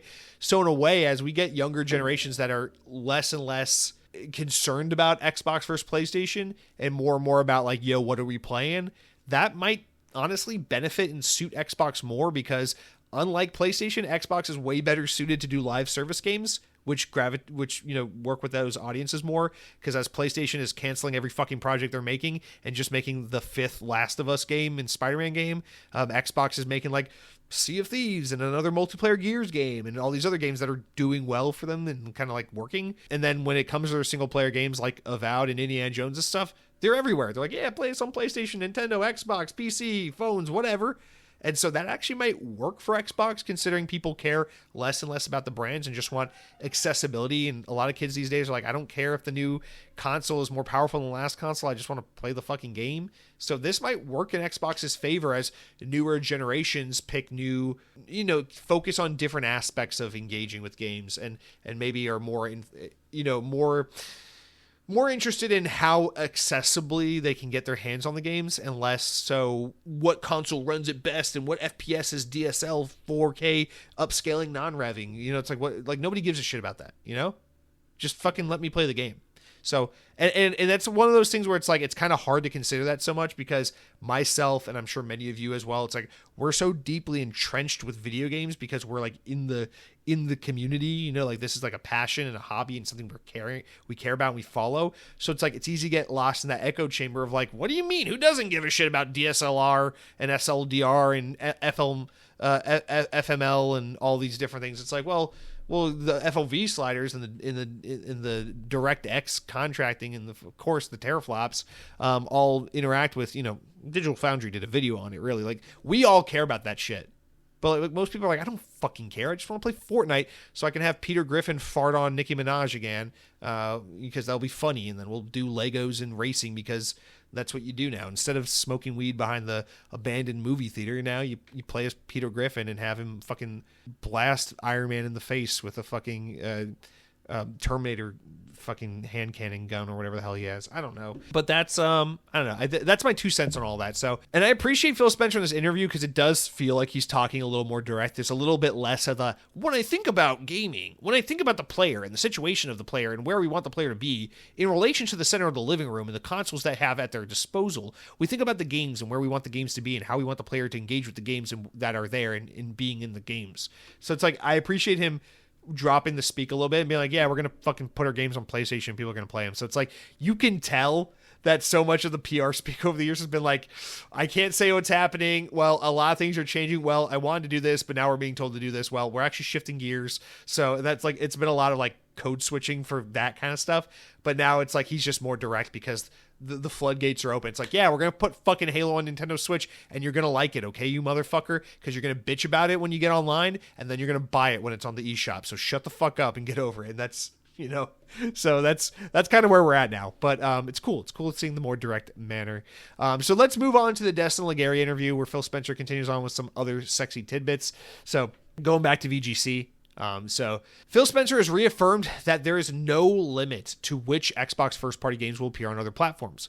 When asked by Destin Legary whether or not he could confirm that Starfield will remain exclusive, Phil Spencer said, "No, there's no specific game. There's no reason for me to put a ring fence around any game. Saying that this game will not go to this place where they will find players and have business success for us. What we find is that we're able to drive better business that allows us to invest in a great game lineup like you saw.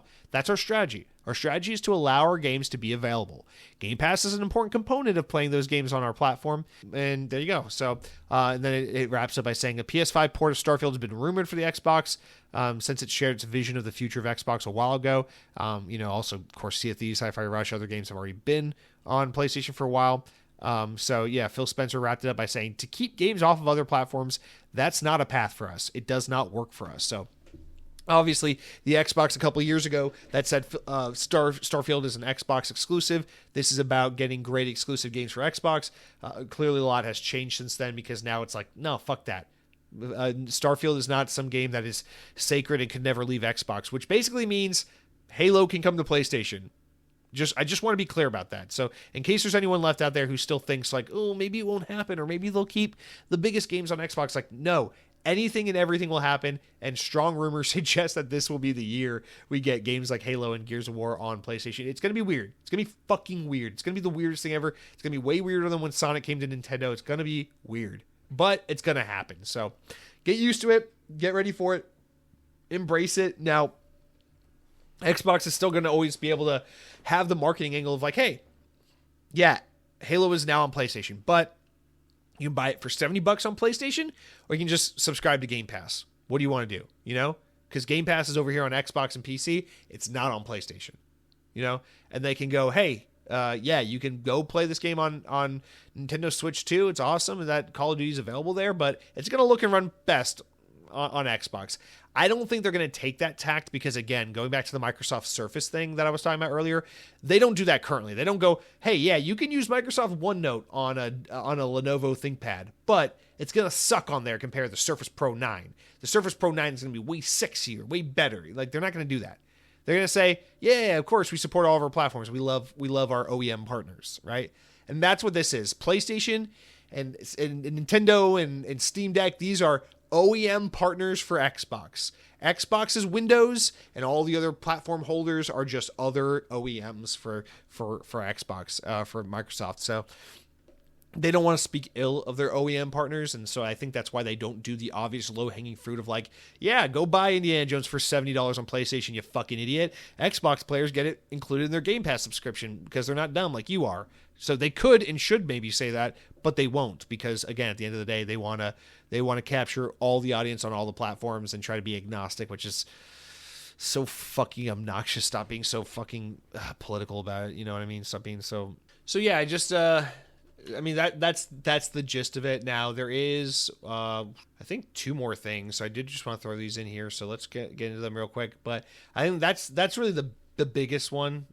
It's just that. It's like, yeah, these games are going to come to other platforms, but we're not giving up on hardware. And so I really do take Phil Spencer at his word, and I do believe them on this one. I know there's been a lot of double speak and a lot of like, just like this, then that. Now they're saying this, now they're doing that, where things aren't adding up. But I think you can just kind of tell by the way they're talking now and where they're headed, that's like, finally they can speak concise and clear. And I really do believe that, like, going forward, we get it. I believe like what everything I'm analyzing is saying, like I really do believe this is the plan going forward, and I feel pretty confident and comfortable saying that this is going to be the way it is, at least for the foreseeable future.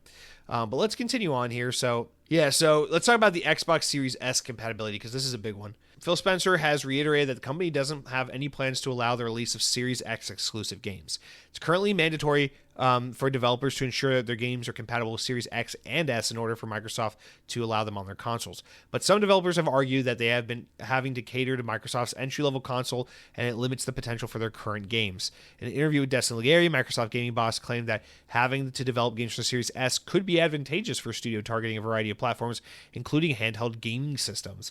When asked about the potential of dropping or relaxing the Xbox Series S requirement, Spencer said, "In a way, I think it's about it. I think about it in almost exactly the opposite way right now." I actually really like this quote. He says, "With the rise of handheld PCs and even the introduction of so far for the Nintendo Switch 2, as developers, we're building on more device specs from lower power because they're battery powered devices, all the way through these things that plug into the wall. I actually think that we have a real advantage because we've been targeting Series S for a while, and that our games have been built and that they're portable across many different specs.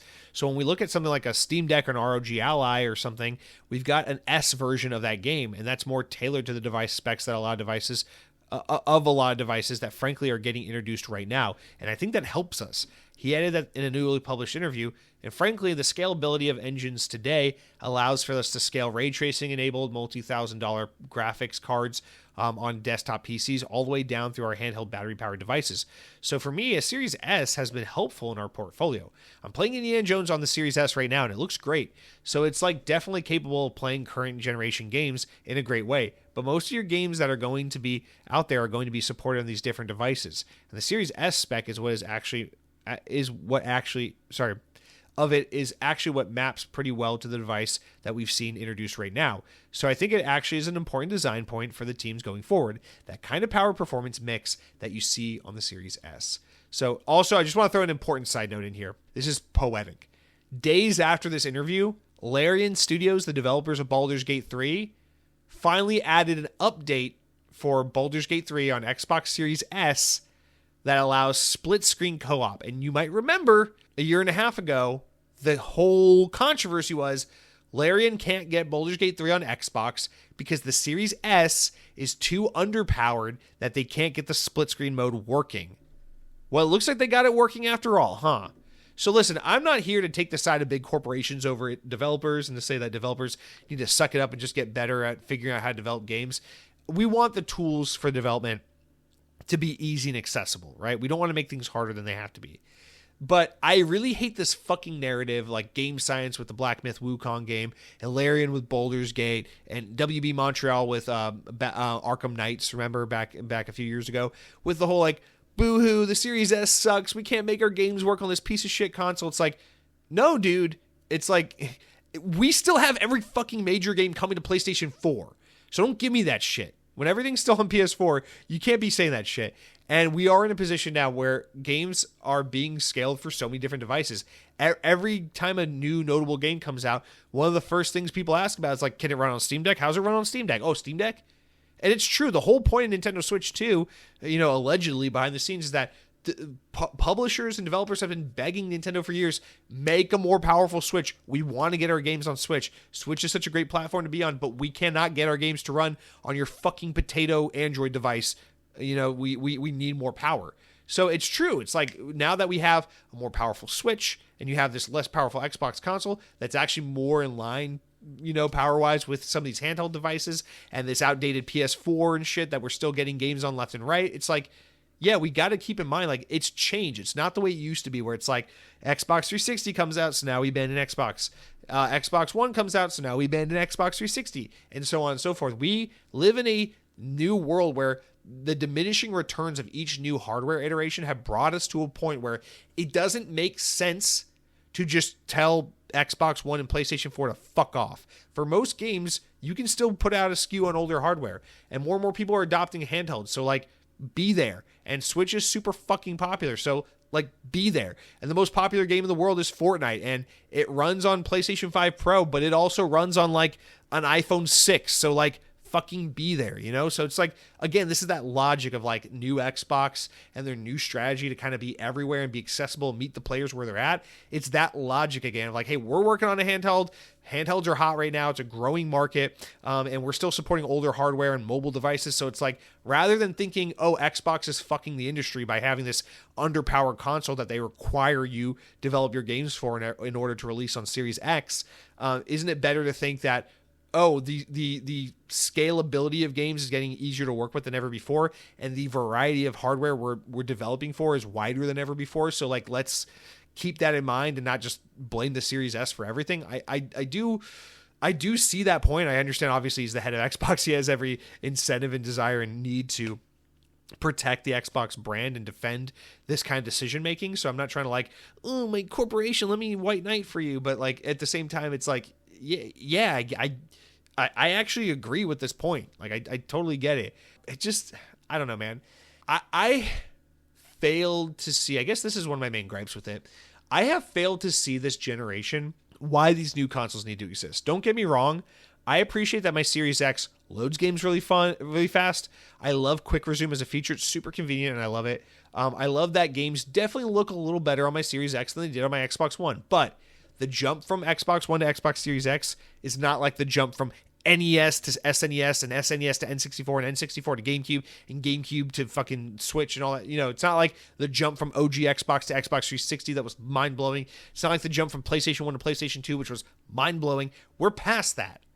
Gaming hardware has become so mature. These chipsets have become so sophisticated and so advanced and so mature. And game development has gotten to this peak where we are at that point of diminishing returns. It's not like when a new iPhone would come out every year and it was a mind-blowing upgrade. It's like today where the new iPhone comes out and you can't tell if it's an iPhone 12 or an iPhone 17 because they're all the same fucking phone with slightly different specs that you would never notice unless someone told you otherwise. And so that's where we are with video game hardware. And it's kind of fucking annoying having this argument all the time, this conversation dragged up all the time, where it's like, oh, the PS5 Pro can do DSLR 8K. It's like, Nobody gives a shit because, again, as a hardcore gamer who loves Xbox and loves video games, I can attest, I just spent the weekend playing Ninja Gaiden Black 2 and Suicide Squad Kill the Justice League on my Xbox Series S, and I couldn't fucking notice how it was any better or worse than the Series X. I know, Digital Foundry made a video, and if you put the two together and you plug it up to the computer and run software and emulate and try to discern all the little microscopic differences, you can see why one is better than the other, but that doesn't fucking matter to 99% of the population, which is why when Xbox put out a $300 less powerful version of the console and a $500 more powerful version of the console, the overwhelming majority of people said, yeah, I'll take the cheaper one, because who gives a shit? That kind of stuff is reserved for the most hardcore of hardcore players, and I just don't think that this generation has done a very good job of introducing and justifying an, oh wow, only in this generation could we blank. You know, I have yet to see a game on PlayStation 5 or Xbox Series X that has gone, oh wow, that's why we needed to upgrade from Xbox One to this, because this could not have been done last generation. I'm pretty sure every fucking Xbox Series X game that's come out so far could either run on an Xbox One or could be scaled down and compromised a little bit here, a little bit there to get it on Xbox One. I truly believe that, because we're just at the point in time where it's just about making things a little prettier, a little more realistic, a little faster, a little more convenient. There is no like, wow, oh wow, it could not have been done. You know, it's like fucking, think about Donkey Kong 64. You think they could have gotten that shit running on an SNES? No way. But nowadays it's like, I don't know, Destiny 2. It's like, yeah, you can run that on Xbox One and Xbox Series X and Xbox whatever. Or think of something a little more contemporary, a little more modern. It's like, I don't know, Avowed. I'm sure you could get Avowed on an Xbox One. Yeah, 30 FPS, downgraded a lot. It's not going to look as good, but it'll run and play fine. Of course. Because games are just fucking games at this point. It's just lighting's better here. The teardrops on the little girl's eyes are better there. It's like, who cares? So, I don't know. I do just want to point out, I resent this argument because we're talking about scalability, and clearly the majority of people don't give a shit about, we need to have co-op physics. We need to have all the anime. Isn't Baldur's Gate the game where you can be like a naked lizard lady? Seriously? Like, just do what you gotta do to make it scale to the Series X. It can't, I don't know. And I know I'm technically incompetent, so it's like, Jesse, you don't know what you're talking about, but not only that, but so much about power, and you hear it all the time. It's like not about how powerful the hardware is, but how you utilize the engines and the tools that you have at your disposal to optimize the game for this hardware versus that hardware. And so again, I just feel like in modernity, it's just harder than ever before to really excuse make for why you can't get your game on like a Series S. But maybe I just don't know what the fuck I'm talking about, which is entirely possible. But let's round out with one more story to pull from this interview. So this is from Destin Legary's interview. PureXbox.com writes the following. With Xbox team embarking on a major multi-platform push these days, there's been some concern over a community that's focusing on first-party exclusives, in which Xbox may essentially lose part of its identity and appeal in the process. This was brought up in Phil Spencer's interviews in the last week with Gamertag Radio and with Destin Legary, but he took different approaches to the same question in both instances. So actually, what I want to do here is read the question, the answer from the first interview, and the question, the answer from the second interview, so we can talk about it all in conjunction. So let's go here. So this is about really Xbox and its identity and how it remains being Xbox with all the changes that it's experiencing right now. And here's Gamertag Radio's question, word for word. They said, there's concern in the community about, well, you're putting all these games on other platforms. Why would I want an Xbox? What is going to be the reason for me to want Xbox hardware when I can get that experience on another platform? So that's the question, right? And Phil Spencer says, I want people to pick hardware based on the capabilities of the hardware and how it fits with the choices that they want to make about where they want to play games. And we want our hardware to win based on the hardware capabilities that we have. I think the difference that we've seen in the last 20 years, and we already read this quote, so let's read it again. And I think that this is good because I've come from building games, and it's really a game first, not platform first. So most of the games that you and I will talk about run across so many different platforms, and those are the games that are having the success. Those are the games that are top of the charts. When I look at the most played and most successful games, I want to build a platform that services those creators. As far as our hardware, I think it's fundamental that what Xbox is. In the position I'm in, I look for hardware as a critical part of what we do, but not trying to gatekeep those games off other platforms that benefit us. Let's go build innovative hardware that people want to use and play, whether it's in their hands or on their television or wherever that place is. So we've already read that quote. There it is laid out again. So that's Gamertag Radio. Then Destin Legary in the next interview asked him a similar question, and let's get into how he talks about it. So Destin kind of poses it more in an identity kind of way, and I really like this question. So Destin says, some fans are a little concerned about Xbox losing its identity, maybe. What would you say to address those concerns for longtime fans? Phil says, I think our identity will continue to evolve, which is frankly, it always has. But when I hear concerns about, is my library of games safe? Am I still going to be able to play those games? And I think over the years, I'm proud of the commitment we've shown to respecting purchases on our platform through backwards compatibility, through Xbox Play Anywhere, through crossplay, things that we've done to enable people to continue to play. So I hear that. I see that these investments we're making in the platform and how we want Xbox to show up on multiple places and your library to be available there. This is all about making sure that your library of games that you own on Xbox are playable in multiple places. So I'd say it's an evolution of our identity, but I believe it's an identity that that the industry needs. When you think about where the industry is now and when you see the business challenges for many companies, for us to keep making games more accessible to more people just has to be got to be front and center for us as an industry. So we continue to see great games that we've seen over the years. So again, I think all of this really speaks to my whole analogy of Surface computers and just being an option, but still having that first party option while you can otherwise go wherever you see best fit. And basically saying, hey, Xbox as a platform, as an identity, as a brand, it's going to continue to exist, but it's evolving. It's that your purchases stay with you, backwards compatibility persists, your achievements, your history, it's all there. But we want to obviously expand that and be everywhere. And we're not going anywhere. We're just going to be, Xbox is just going to become one place among many others. But the thing is, and it's hard for Xbox because they're spending so much money and they have so many eyes on them from higher ups now at Microsoft that it's like, bro, you cannot gatekeep this to the least successful platform. You got to share this with everyone else and make some money, right? But it also kind of solves a different problem that Sony's definitely facing and many others are facing, which is that games are just so expensive to make now. They take so much time to make. They're so expensive. They're so risky. There's so much competing for our time and our entertainment and our dollars that the only way to really not necessarily guarantee success, but help ensure that we're able to continue success and continue kind of a status quo is to diversify. It's like why PlayStation puts all their games on PC now. It's like why Square Enix is saying, oh fuck, we need to put our games on Nintendo and Xbox. We can't put this on just PlayStations because we got to make money everywhere to justify the exorbitant development costs and the time it takes to make these games. And so what Xbox is saying is like, we're still going to be here. We're still going to be Xbox. We're still going to honor your back catalog. We're still going to honor backwards compatibility and everything you've built thus far. But we got to be in more places because it's not sustainable to keep giving away everything in Game Pass and to lock everything behind a platform that has a tiny install base compared to Nintendo and PlayStation and PC. So we just got to grow. We just got to expand. And that's how I'm reading it. But I really do think this kind of falls in neatly with my Surface PC kind of analogy.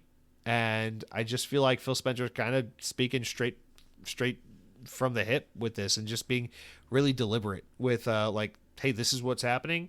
Don't worry. We haven't fucked you over before in the past with your platform, your history, and your games.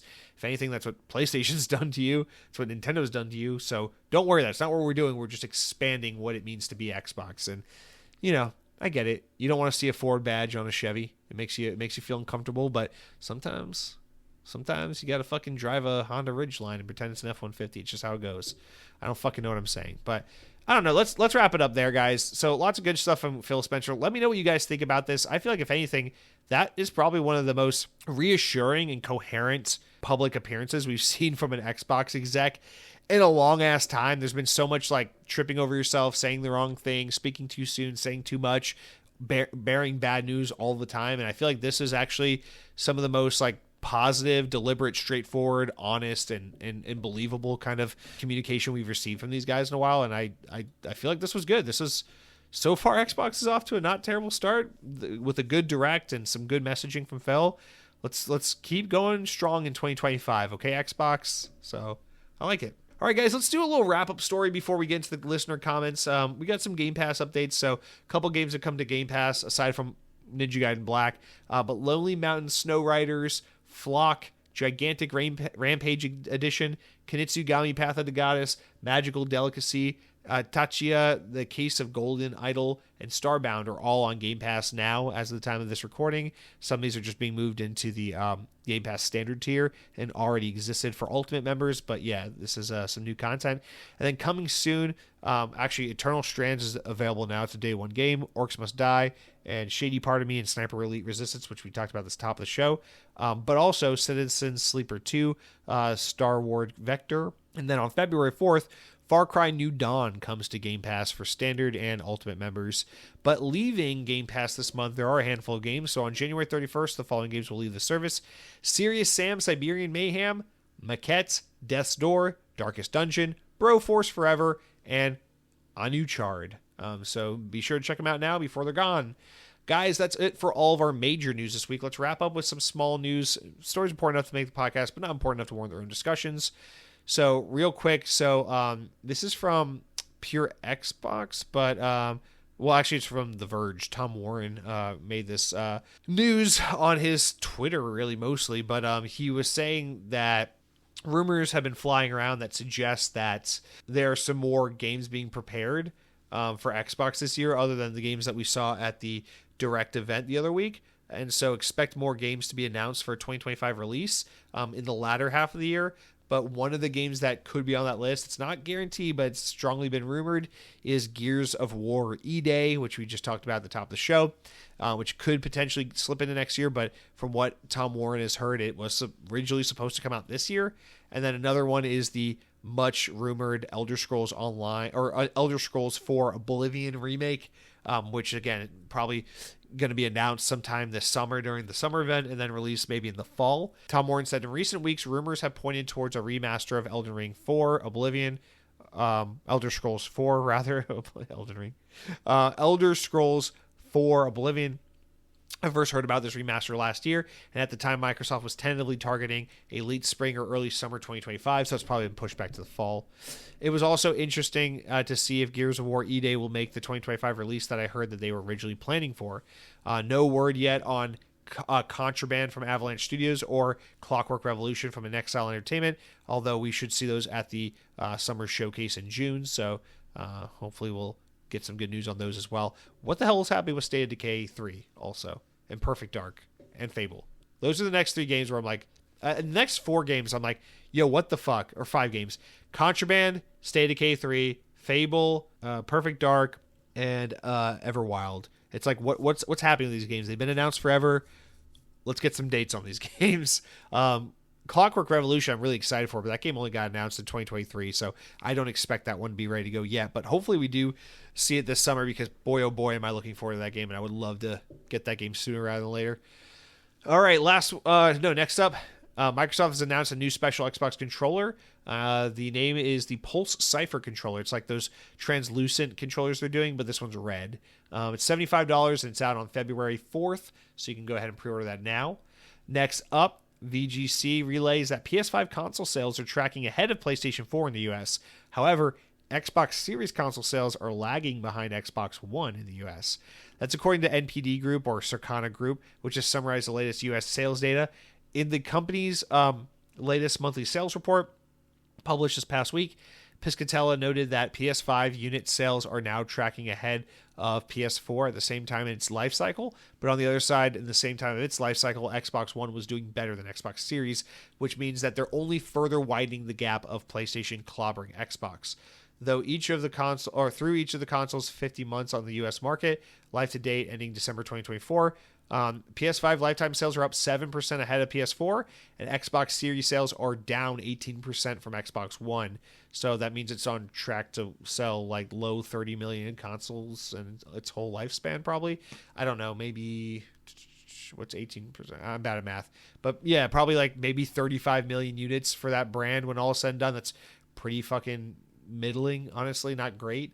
Because I think they say that Xbox One probably sold maybe somewhere around 50 million units. So maybe Xbox Series S and X combined could sell like 40 million units in its lifetime. But again, you really want to be at least, to have a somewhat healthy life cycle. Honestly, Xbox One did better than people say it did.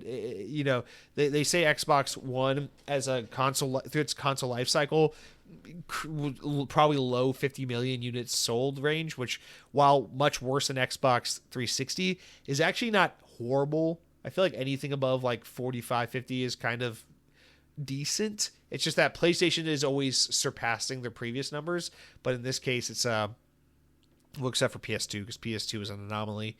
But Xbox is consistently slumping downward, so it's not great. Yeah.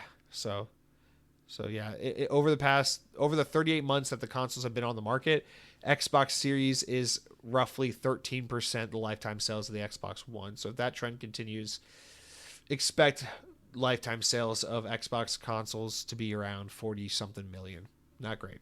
All right. Next up, Ubisoft confirms 185 layoffs for employees in Europe as a widening restructure efforts. The move will see companies close to Ubisoft Leamington, which is based in Leamington Spa, England, and then make also additional cuts to Ubisoft Dusseldorf and Stockholm and Ubisoft Reflections. Ubisoft Leamington has previously known as Freestyle Games, the team behind the DJ Hero series in the early 2010s, before it was acquired by Ubisoft from Activision, has since worked on many, mainly as a support studio for Far Cry, Avatar, and Star Wars. So sad news there. And then lastly, PlayStation is apparently going to be bidding for production rights for a new Resident Evil movie. So we might be getting another Resident Evil movie in the near future, and it would be produced by PlayStation Productions if that happens. Directed by Zach Krieger, which made a horror film called Barbarian, whatever that is. So yeah, that's it for all the news, you guys. Whew, I'm exhausted. I need to take a little break before we get in the comments, if I'm being honest, because the comments are a doozy this week. So let's take another little water break, and I'll come right back, and we'll go into the best section of the podcast. All right, you guys, let's get into the final and best section of the podcast, the comments, the shout-outs. You know how it goes. YouTube.com/XboxOnPodcast. It's at XboxOnPodcast, YouTube.com. Click on the latest episode of the podcast and drop any comment you want within reason. Nice, mean, anything in between. Feel free to say what you want, but also don't be like a fucking troll. So let's get into that for a second. So I have to preface a little bit. So a couple things. First of all, my computer was being a little bitch as I was trying to load all these comments in, and it kept freezing every time I inserted images. Not sure what was happening there, so there's no organization to the way these comments are laid out here this week, so I do apologize for the schizophrenia you're going to experience with the order of comments. We'll be on one topic, switch topics, go back to a topic. It's going to be crazy because the comment order is all fucked up, but that's okay. I appreciate your understanding and cooperation with that. Now, we have like a dozen or so comments to get through, but I just want to say... I am noticing that the comments section on this podcast is becoming increasingly more and more ridiculous and insane.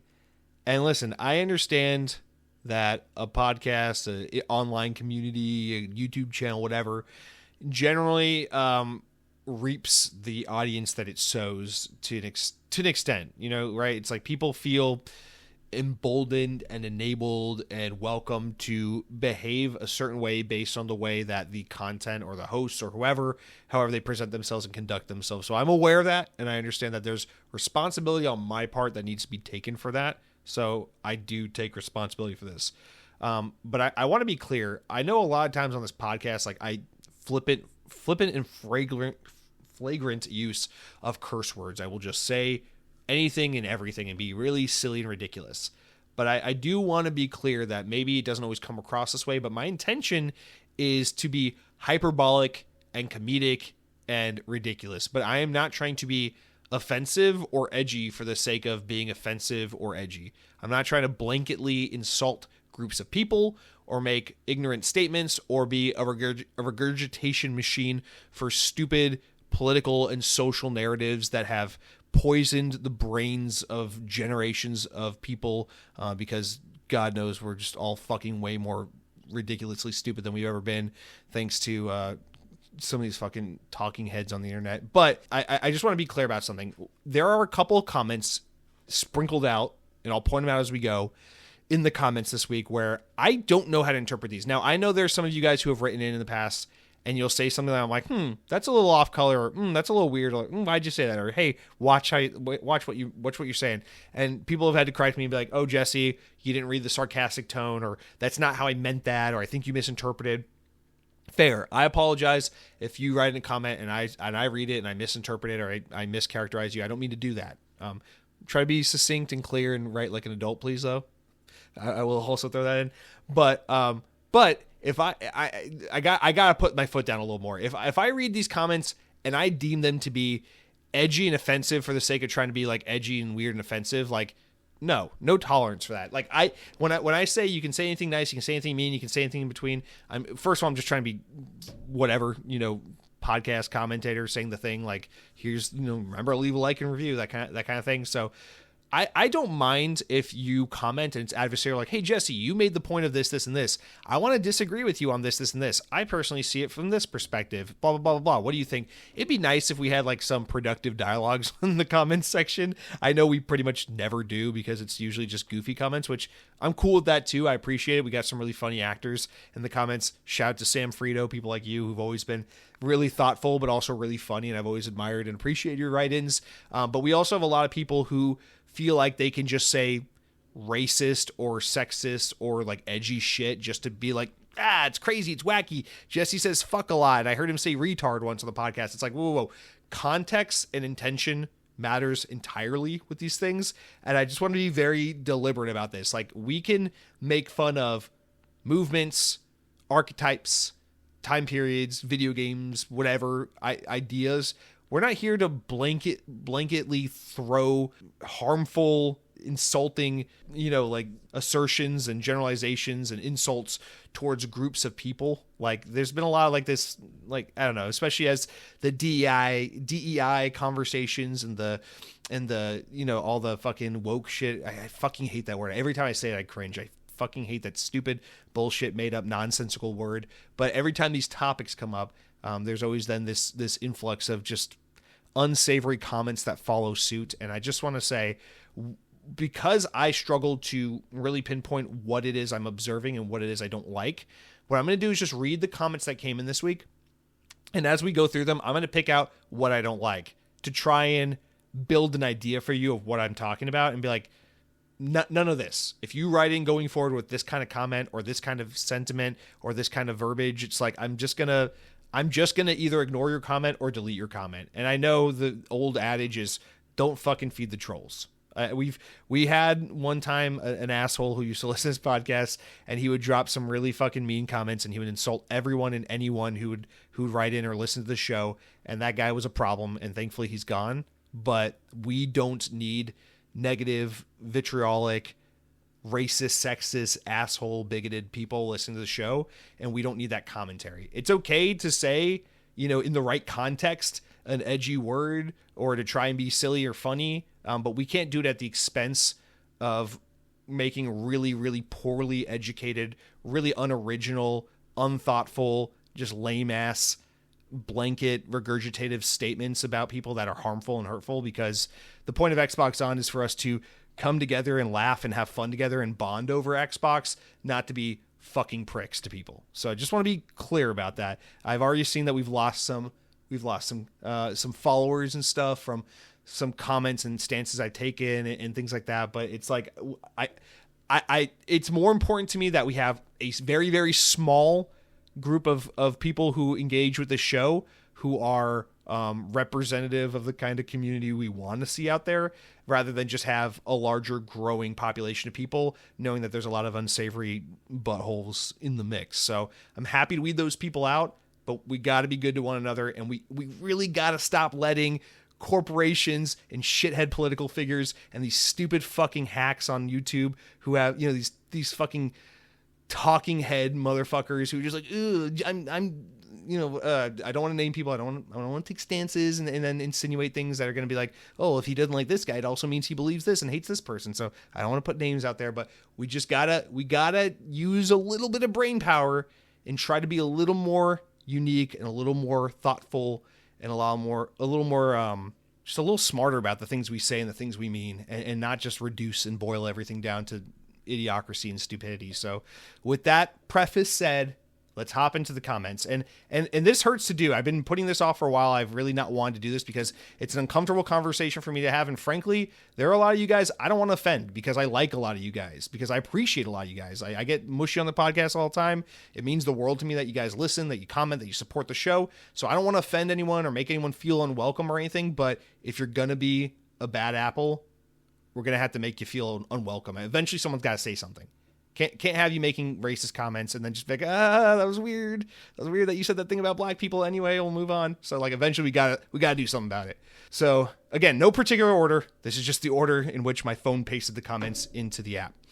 Mike Clark writes in and says, Jesse, put your pride flag away. Good show, man, but DEI is dead. Let it go. Again, this is one of those ones like, I don't know how to read this. I don't know the context. Are you saying DEI is dead because the fucking shithole government has recently started trying to use fucking executive orders to try and like kill initiatives for people and for businesses? Like, or are you saying this because it's like a dead conversation that because to some extent I'll agree in the right context. If you're saying like, let this 2016 Trump versus Clinton kind of like brain rot early, like social progressive politic conversation die, like, yeah, I'll agree, because that era was miserable and every conversation from every direction was fucking awful back then. But I don't know if you're saying that or if you're saying something else. But again, it's just like, and I don't know if you're calling me DEI or the conversation. I don't know what you're getting at. So again, Mike Clark, someone who I've always appreciated, always admired. You're welcome to be here. We just got to be respectful and kind. It's like, I don't think anything I'm saying is DEI. We actually have a comment coming up from Dead Captain James that honestly should be read first, because I think it prefaces everything much better than how I'm doing it and kind of sets the stage better. But it's just, let's calm down. Like it's fun. It's like, people are so devoid of context. It's fun to make fun of like Target and BlackRock and Chase Bank and Walmart and Apple for being like, it's Pride Month, whip out your pride flags and tell a gay person you care, because it's like, it's cringy, because it's like, you're a fucking corporation. You don't care. Stay the fuck out of this. You don't deserve a voice in this conversation like that. Like, I understand that criticism, right? It's like, we can all come together and agree, corporations trying to be our friends, fucking cringy, kill yourself, right? But like the whole, like, anytime I see someone be proud to be gay, that's woke. It's like, no, idiot, gay people are real. Just like, let it be and let's move on and accept that Life is Strange was a good game. Okay. All right. Done. So like that kind of thing. So just remember to bring the nuance to the conversation. From all corners of the conversation, there are obnoxious people and obnoxious perspectives, but it doesn't mean that one side's right and one side's wrong, or that anytime you mention this, you're that kind of label. So like, just be careful with what we're saying here. That's all. All right, let's get into like a legit question that has nothing to do with the silliness. It's from one of my favorite boys, Sam Frito. He says, Jesse, I love theme parks. I grew up in Virginia, and classic Xbox question. I grew up in Virginia and was raised on Busch Gardens, Williamsburg, and Kings Dominion. You lucky bastard. Dude, I want to go to Busch Gardens, Williamsburg so fucking bad. I want to visit Dollywood. Got to make a trip this year. On to Xbox. Dude, Dollywood, so good. Let me know what you think if you go. So good. Dollywood in the fall time, one of the most beautiful places I've ever been. Anyway, got to make a trip this year on to Xbox. I love consoles and I love the games. It's a fan base that's in crisis. Shame. I never knew putting Starfield on PS5 would show Xbox is on the brink. I'll be glad when Avowed gets here in a few weeks and occupies the brains of our Xbox doomsayers. Game Pass has no red lines. Xbox can prove this can be accomplished. Thanks for the show. Keep speaking the fuel of cussing and jokes. Phil Spencer deems this necessary. This probably should have been read after we talked about Phil Spencer, but yeah, right. It's good when we have like it's like a baby crying, right? And you put a fucking bottle of warm milk in its mouth and it shuts the fuck up and starts drinking the milk.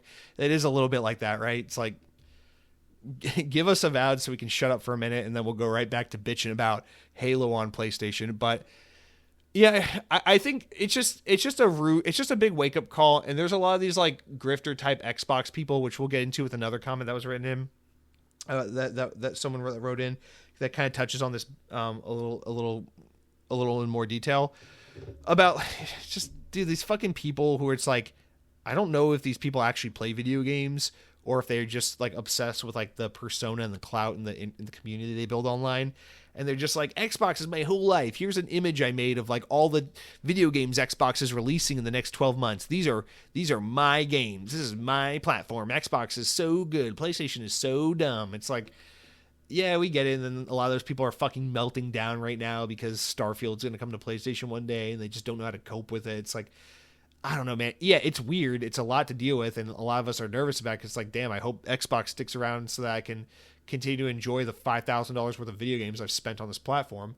But at the same time, it's like, don't get all fussy that people on PlayStation get to enjoy video games now. It's like, that's ridiculous. Yeah, preach, brother. All right, Dead Captain James. Okay, here's the comment I was talking about earlier. He says, keep fighting the good fight, Jesse. It's so nice to see someone with common sense in gaming discourse. My comments getting deleted for some reason, so this is like my 5th attempt at commenting. Hopefully, this one doesn't get deleted too. Maybe that's not the comment I was thinking of, but thank you for writing in. Dead Captain James, always welcome to see you, an OG commenter, the OG commenter. So I hope you're doing well. The reason your comments are getting deleted is because you keep... I don't know. Maybe it's because you're honest to God. All right, silly answer first. It's because you keep dropping racial expletives in the comments, and YouTube is censoring you because you're being very naughty.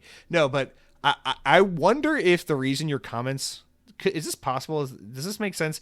I know that like dead, death, kill, like these words keep getting censored on social media platforms. Is it possible that because your name is Dead Captain James, that a lot of your comments get like auto deleted or muted or whatever because your name? Is that possible, or would it only be based on the content in your comments? Because Dead Captain James, you might be one of the most tame people to ever write in on this show. That's kind of funny to think about. Like, what could you have said to upset the YouTube algorithm? But nonetheless, I'm sorry that keeps happening. I haven't seen a comment from you in a while, so yeah, they must be getting deleted before I can even... It's weird. Sometimes I'll get a notification that someone comments, and I'll click on it, and then it says this comment has been deleted. And I didn't delete it, you didn't delete it, it just disappears. And then sometimes people comment, and it gets deleted, and I never know about it, so... I don't fucking know how YouTube works. I do know when I upload the video, I have the option to put comment moderation on, and I always intentionally switch it to no moderation to intentionally allow every single comment that comes in, so I can personally moderate the comments and choose which ones get deleted and which ones get read and which ones stay. So I've never deleted your comments, Dead Captain James, but YouTube is out to get you because they see your search history. They know you're interested in upgrading a graphics card for a PC or whatever the fuck you're looking at, you dirty boy. But yeah, thank you for writing in. Good to hear from you, man. And I think you're going to pop up a little more in some of these other comments, so we'll see from you in a little bit. Ghost Jackson says, I'm fucking ecstatic that Phil Spencer's finally being straight with us about Xbox games going on other platforms and not trying to sugarcoat all that shit. Yeah, this is the comment I was talking about. Yeah, amen, man. I really agree. It seems like he's being a lot more direct than he's been in many years. He said, I'm chomping at the bit for the next generation of hardware to drop, just to see if all those whiny bitches who are complaining finally jump ship to PlayStation. I'm not saying that you can't have your fucking opinions about Xbox when you're using the brand. I'm talking about those lying sacks of shit claiming that they're wasting their money buying an Xbox Series X because it has no games, quote unquote. Fucking lies like that. I'm so goddamn hyped for the next generation of Xbox hardware to arrive. I truly hope Phil's message got through to every gamer so that when the next Xbox comes around, they can just play those sad dad simulators and shut the fuck up about regretting buying those Xbox, about buying an Xbox because quote unquote Xbox has no games. Remember when the meme about Xbox was Gears, Forza, Halo? I think the meme about Sony should be Spider-Man, God of War, Last of Us. I'm casual as fuck when it comes to gaming, so I'm sticking with Xbox until they stop making consoles. I'll never feel the urge to play any other console when that happens. I love gaming, but I don't give a fuck about it. I look at it like my side bitch. I really don't give a fuck about her, but that, okay, we're gonna stop there. That's a little like, how did this comment not get deleted? Yeah, a little inappropriate, a little again, it's like I don't know. Are you being silly? Are you being funny? Are you being sarcastic? Because when I'm being sarcastic on the show, I can use a tone, but like when you're being sarcastic in a comment, I can't read the tone. So if you're being sarcastic, it's like, okay, that's a joke. But if you're not, I'm just like, damn, I think that makes me a little uncomfortable. I don't know. I'm not trying to be like too sensitive or anything. It's just like, all right, man, do we really got to say that? How would your mother feel? Listen, my mom listens to the show. So every time I say something cringy on the show, I know my mom's listening. Does your mother read your comments? Ghost Jackson, HN4MT. I assume that stands for Howard Nelson for Mountain Tango from Mont. Anyway, okay. Before your comment got more and more unhinged, minus the expletives. Yeah, it's a little annoying. It's not that I want PlayStation to do bad or anything, but it is a little annoying that it was like, for the longest time, it was like, oh, Xbox, that's just Halo, Gears, Forza. They don't have any games. PlayStation has all the games. And then when PlayStation finally got in a position where they dropped the ball and they have no games, instead of it being like, oh, PlayStation has no games, fuck that, dude. Xbox has Game Pass, has all these great games, Avowed, Call of Duty, Indiana Jones, fucking South of Midnight, dude. Oh, Xbox is awesome. Instead of that being the conversation now, it's like, haha, Xbox is dying. PlayStation has all the games because Xbox has to put their games on PlayStation because Xbox is dying. Xbox sucks. It's like, fuck, man, there's no winning here. It's not even that I need people to validate Xbox as a brand to feel good. It's that, man, it would just be nice. It's like the Android thing. Like, I'm happy on Android. People should enjoy the fuck out of their iPhones. I'll enjoy my Android. It's fine. There's no problem. Everyone should be able to choose whatever they prefer. But I'd be lying if it wasn't, true that it just fucking sucks constantly being. I know it's a lighthearted joke. No one means to intentionally insult, but like constantly being, green bubble, your text messages, when you send pictures, it's fuzzy. It's like, yeah, because your iPhone blocks the protocol that would allow me to send you photos. That's why. But it's like after a while, it's a little grating. It's like, oh man, it's fine. Enjoy your iPhone. I'll enjoy my Samsung. But it's like, I wish you just shut the fuck up about like the Android green bubble. It's the same logic. It's like, we get it. Xbox has no games. Even when PlayStation drops the ball, Xbox is dying. I get it. It's always Xbox sucks. I get it. Shut up, please. So yeah, I get it from that perspective. It's like, wow, this does it ever end? Does it ever get old to you? But I guess not, maybe. But I do want to just one thing, if I can nitpick a little bit. You said, I really hope that, what is it you said about Phil Spencer? You said, I truly hope Phil's message got through to every gamer so that when the next Xbox comes around, they can just play those sad dad simulators and shut the fuck up. This is what I'm talking about. The echo chamber, the hardcore gamer getting way too focused in like the tunnel vision of the conversation. We pay attention to this shit. 99% of gamers don't care. They don't know who Phil Spencer is. They don't know Phil Spencer was on a podcast. They don't know what he said in an interview. They don't care what he said in an interview. They just want to play Fortnite and Warzone and whatever else on the platform they have. And that's the thing. It's not like the world is reacting to Phil Spencer. It's like the hardcore gaming community is reacting to Phil Spencer.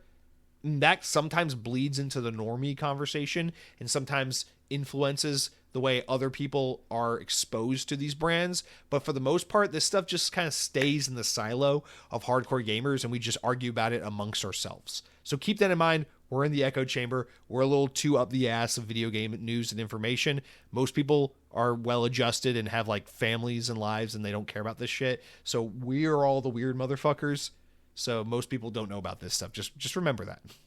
All right. Cargo Runner UK writes in and says, just read an interesting comment on Twitter. They think that Xbox are releasing all their games in 2025 at the start of the year before the Switch 2 and GTA come out. They think that Xbox console is dead as soon as the Switch 2 is released, and that Switch 2 will play new releases. Those trolls on Twitter make me laugh. I mean, Switch 2 will be great for Xbox because of Xbox's ability to bring more games to the platform and sell more copies of video games and make more money. But Nintendo and Xbox are competitors the way that, like, I don't know, landline phones and cell phones are competitors. It's like, I don't know, man. It's like a pickup truck and a sedan. It's like, yeah, you can use both to get from home and work, but like a pickup truck driver needs a pickup truck to haul and tow and go off road and put mud in the back. And a sedan driver needs a car to like get half decent fuel economy and go to work and back. Like they're both cars, but they do different things. So it's like, you can't compare Xbox and Switch the way you compare Xbox and PlayStation. They're just too different. So I feel like this is a very apples to oranges comparison, and therefore I wouldn't even entertain something like this. I would just say, okay, it's a stupid comment. Keep scrolling. Oh, look, monkey. and then watch the video. But you do continue on with another comment that I think you make a really good point with. You said, great discussion, Jesse. I totally agree that the January Direct was a perfect showcase and design and a perfect start to a gaming year. It's also great for gamers that just got a new Xbox for Christmas. It gets everyone excited. The deep dives really make you understand what the games are aiming to be. And I don't play turn-based games, but I really want to play Expedition 33 as the story sounds so interesting. The showcase this year was really strong and the games look top tier. Not all are for me, but that does not matter. I don't think that they will announce Oblivion until after Avowed is released. Too many Elder Scrolls fans are interested in Avowed as they want it to be like an Elder Scrolls game. If Oblivion's announced and they make it, they might be so excited for Oblivion that they would forget about their excitement for Avowed. Personally, I think that Avowed is, the marketing has been really bad for that RPG. The marketing is all about Avowed combat and not about the characters in the story, which is, what an RPG is about. The more revealed of Avowed I see, the less excited I feel. Honestly, I can't even guess if it's going to turn out mind-numbingly generic and boring or great. They have done a way better job of marketing the game, world, characters, and story in Expedition 33. I'm way more excited for Expedition 33 and South of Midnight, more so than Avowed. These worlds, characters, and stories look really interesting. I have Game Pass backlog, and this year there are so many games coming to Game Pass that I want to play. It's actually daunting. Amen, brother. I have never wanted to release a release schedule to slow down before, but I really hope we don't have many releases over the summer. Yeah, I feel everything you just said, my man.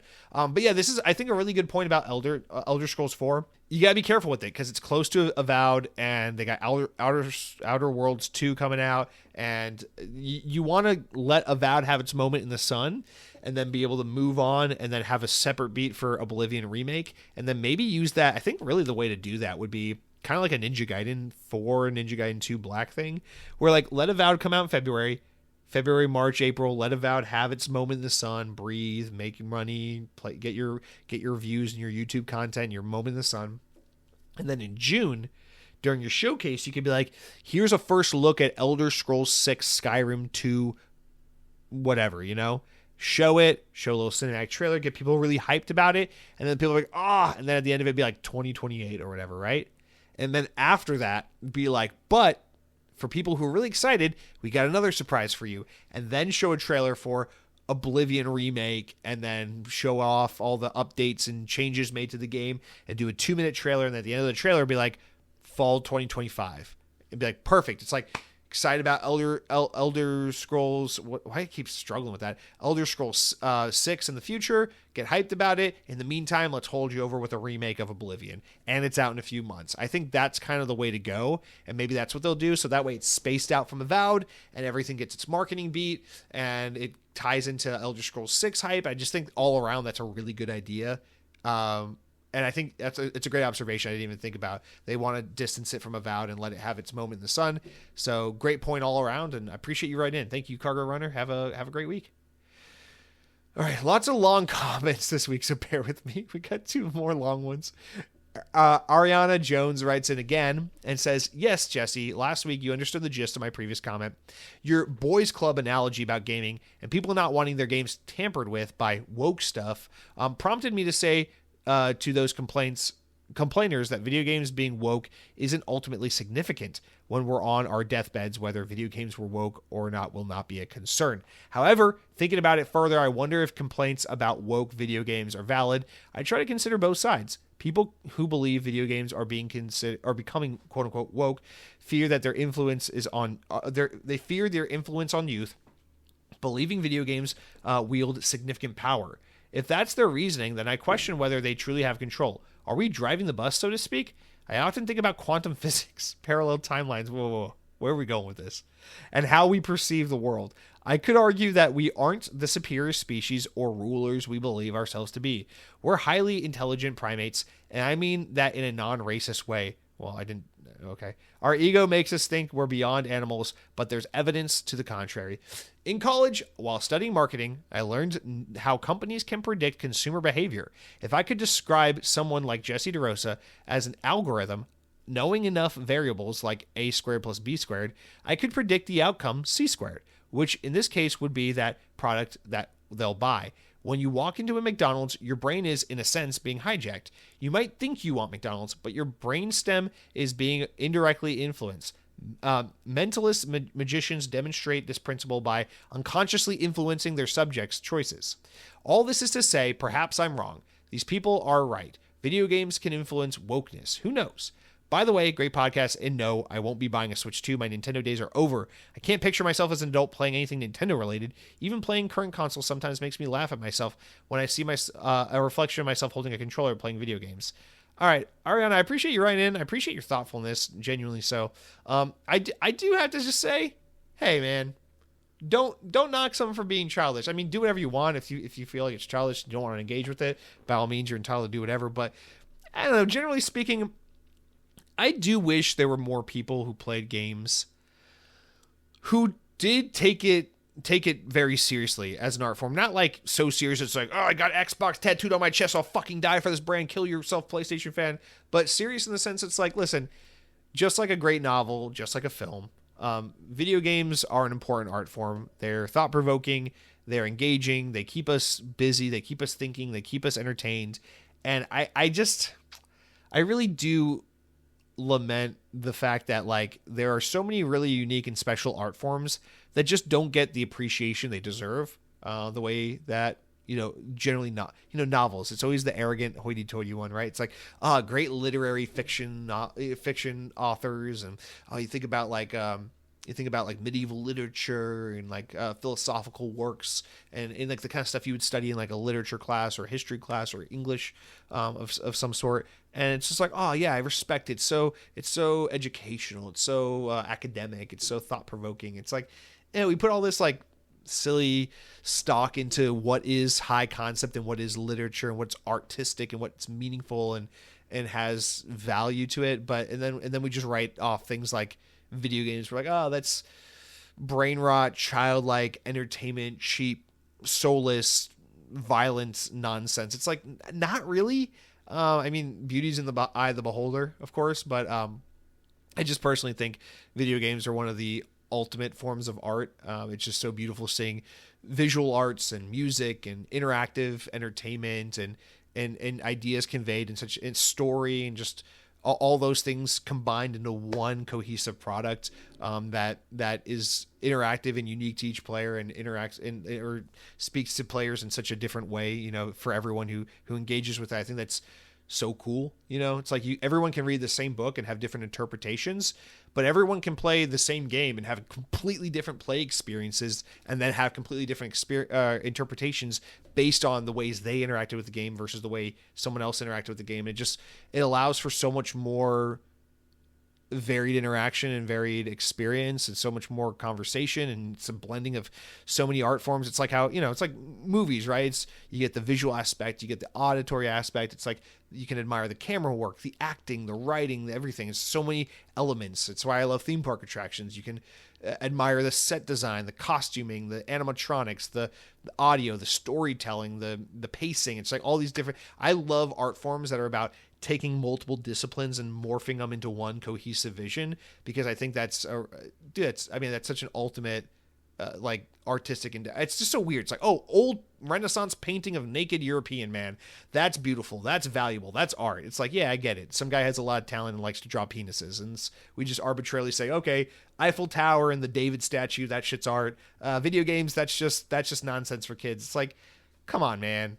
If they had that mentality back then, that everything these days is just nonsense and entertainment and violence and pornography, it's like, well, then they would never appreciate anything that we appreciate today. It's like we should appreciate, I don't know. Like, I think about like my experience playing Red Dead Redemption 2, one of my favorite video game experiences of my entire existence, and it's just like the value and the way that game spoke to me and what that game meant to me just means so much more than like, the pyramids, how do they build them? The statue of a fucking girl moaning and her name is Lisa. So art. I don't know. It's like, I get it. Beethoven matters. I'm not trying to downplay in an effort to value video games. I'm not trying to devalue classic art, things that we would traditionally consider art.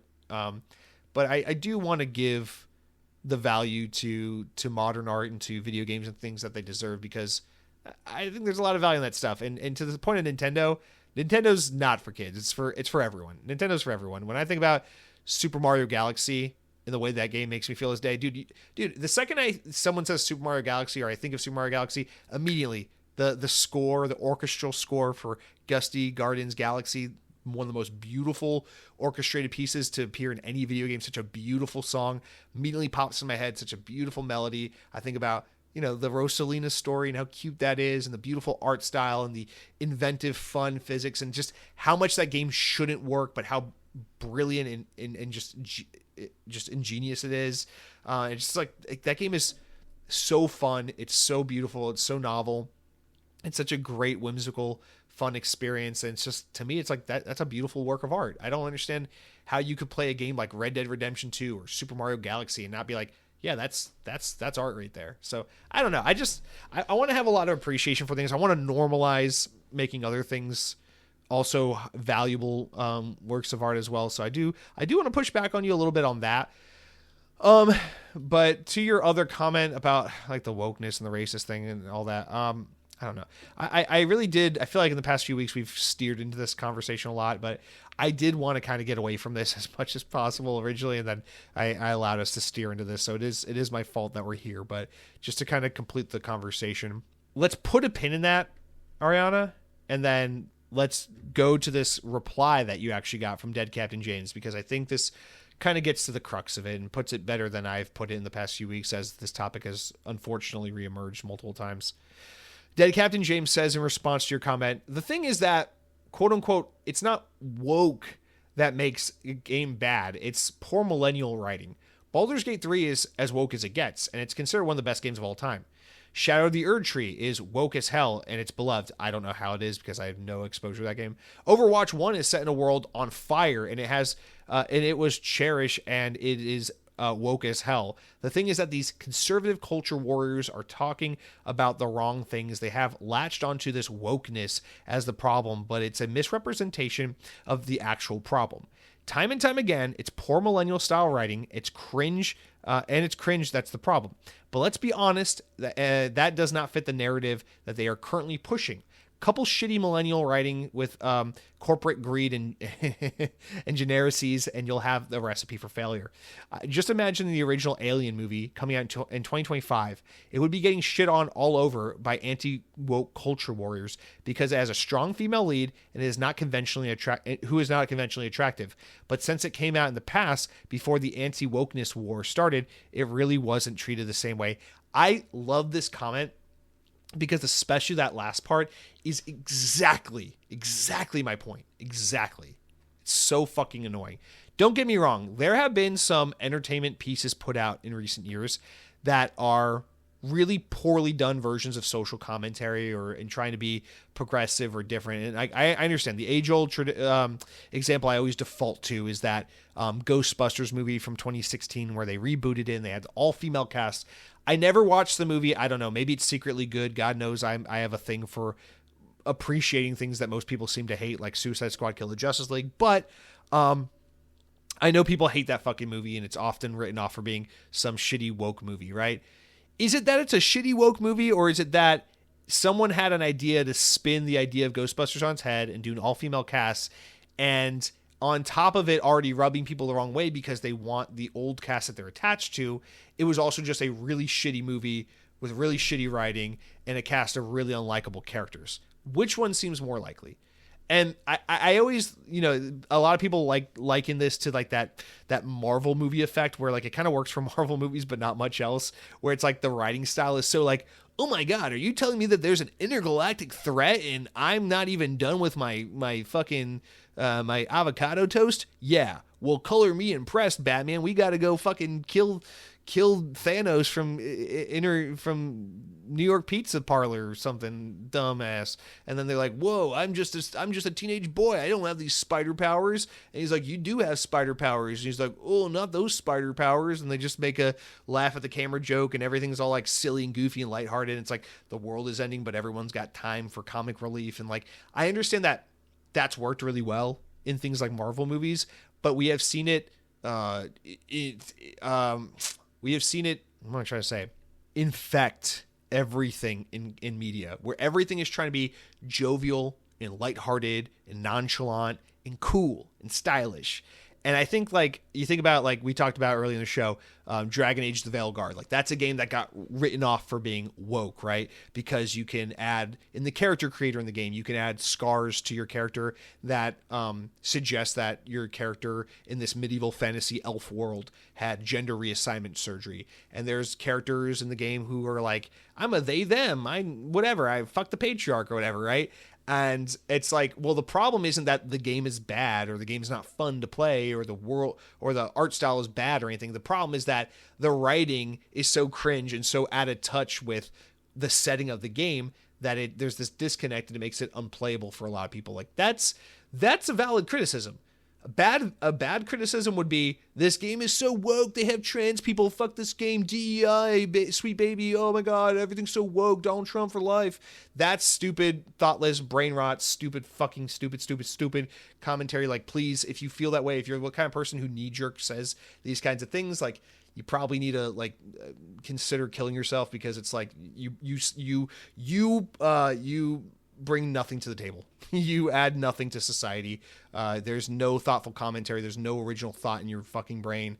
Stop. But if you look at a game like Dragon Age the Veilguard and you take issue like, hey, it really doesn't jive with the world of Dragon Age. It feels very inconsistent for characters to have a very casual internet speech style and to talk about, like, gender reassignment surgery in a world where fucking bird dragon dogs exist and demon skeleton creatures. It's like, yeah, that's totally fucking fair. And you could say this is tonally inconsistent and the writing is dog shit, and that's what makes the game bad. But if you just boil everything down to game's woke, stupid fucking liberal chick with purple hair, college student, probably fucking doesn't shave her armpits and studies gender studies or some stupid shit like that, doesn't like actually like do anything, and like I invest in like the S&P 500 and I got like a stocks portfolio and I drive a Cybertruck and like I'm fucking awesome, dude. I voted for Trump because I like chaos candidates. I'm just kind of like fucking crazy and I'm always like I just like crazy shit, bro. I'm just like whatever. I don't give a fuck and I have like an e-pen and shit like that, bro. And woke is dumb. Like if you're like one of those people, it's like you kind of like don't deserve a voice. Like maybe we should live in like a more communist China kind of reality where like you talk like that on the internet and the government goes, you add no value to society, permanently muted. You don't, we're banning you or muting you. In fact, we might put you in an internment camp because your brain is so tiny that we don't even have use for it. So like, it's just, that's the thing. It's like, it sucks so much, Dead Captain James, because like, you write in and it reminds me of the real problem. It's just the lack of nuance. And that's what drives me crazy. It's like, I can't tell a person, dude, stop bitching about wokeness. Wokeness is not the problem. Fucking calm down. Without them being like, oh, whoa, you pushed back because I called this game woke. That means you love high taxes and Joe Biden and war and fucking Palestine and all this. It's like, whoa. Where did you uncover all this shit? It's like, calm the fuck down. Everyone sucks. Both sides sucks. The conversation sucks. All the political figures, all the social talking points, all the YouTube pundits, they all suck. Everyone's a fucking hack. Everyone's a grifter. Everyone's out to fucking get you to believe a narrative. It's fuck all of it. I just want to make sure that when we're complaining about shit and holding people accountable and trying to point to the problem, that we're pointing to the problem and not just some nonsense. And this is the nonsense. It's so stupid. I just want to just once again, the government, the corporations have won. They've won. The American people are fucking retarded.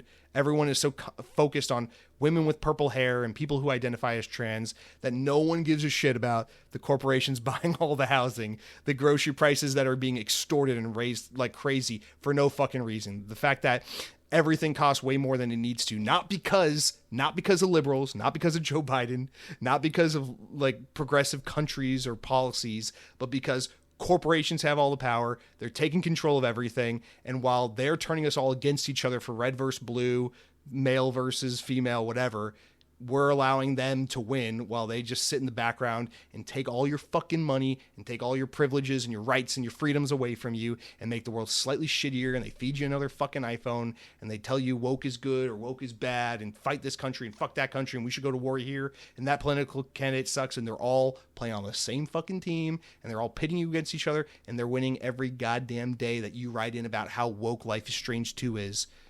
because you're tiny brained. The end. It's just, It's just, can we move past it? That's all I'm asking. Can we just move past it? Can South of Midnight be its own thing? And then it releases, and then we play it, and hey, low barrier to entry because it's on Game Pass, and then we play it on Game Pass, and we go, hey guys, what did we think? Was it a good game? Was it a bad game? Why was it a good game? Why was it a bad game? What did we not like? What did we like? Let's have that conversation instead of black girl. Oh my God, it's woke. It's like, in saying that, all you're really telling the world is, hey, I'm a racist. Do you do that in Publix? Florida. Publix. No, public. Do you do that in public? You go to like the fucking bank to make a withdrawal from your account. You go to the bank and then you see a black person. Whoa, this bank is woke? It's like, no, dude, you're fucking racist. That's what I'm talking. Like, what is wrong with you? So stop doing it with video games and stop doing it with TV and stop doing it with media and just calm the fuck down. And let's talk about Xbox. Let's talk about video games. Let's talk about how Game Pass is cool, how PlayStation drools, how Xbox go to college to get more knowledge, and PlayStation goes to Jupiter to get more stupider and to get more cancellations on live service games that were never going to be good anyway. So let's just focus on that. Phil Spencer's our God. We all pray to the same God. Okay? All right. Thank you for writing in. Dead Captain James, thank you for writing in.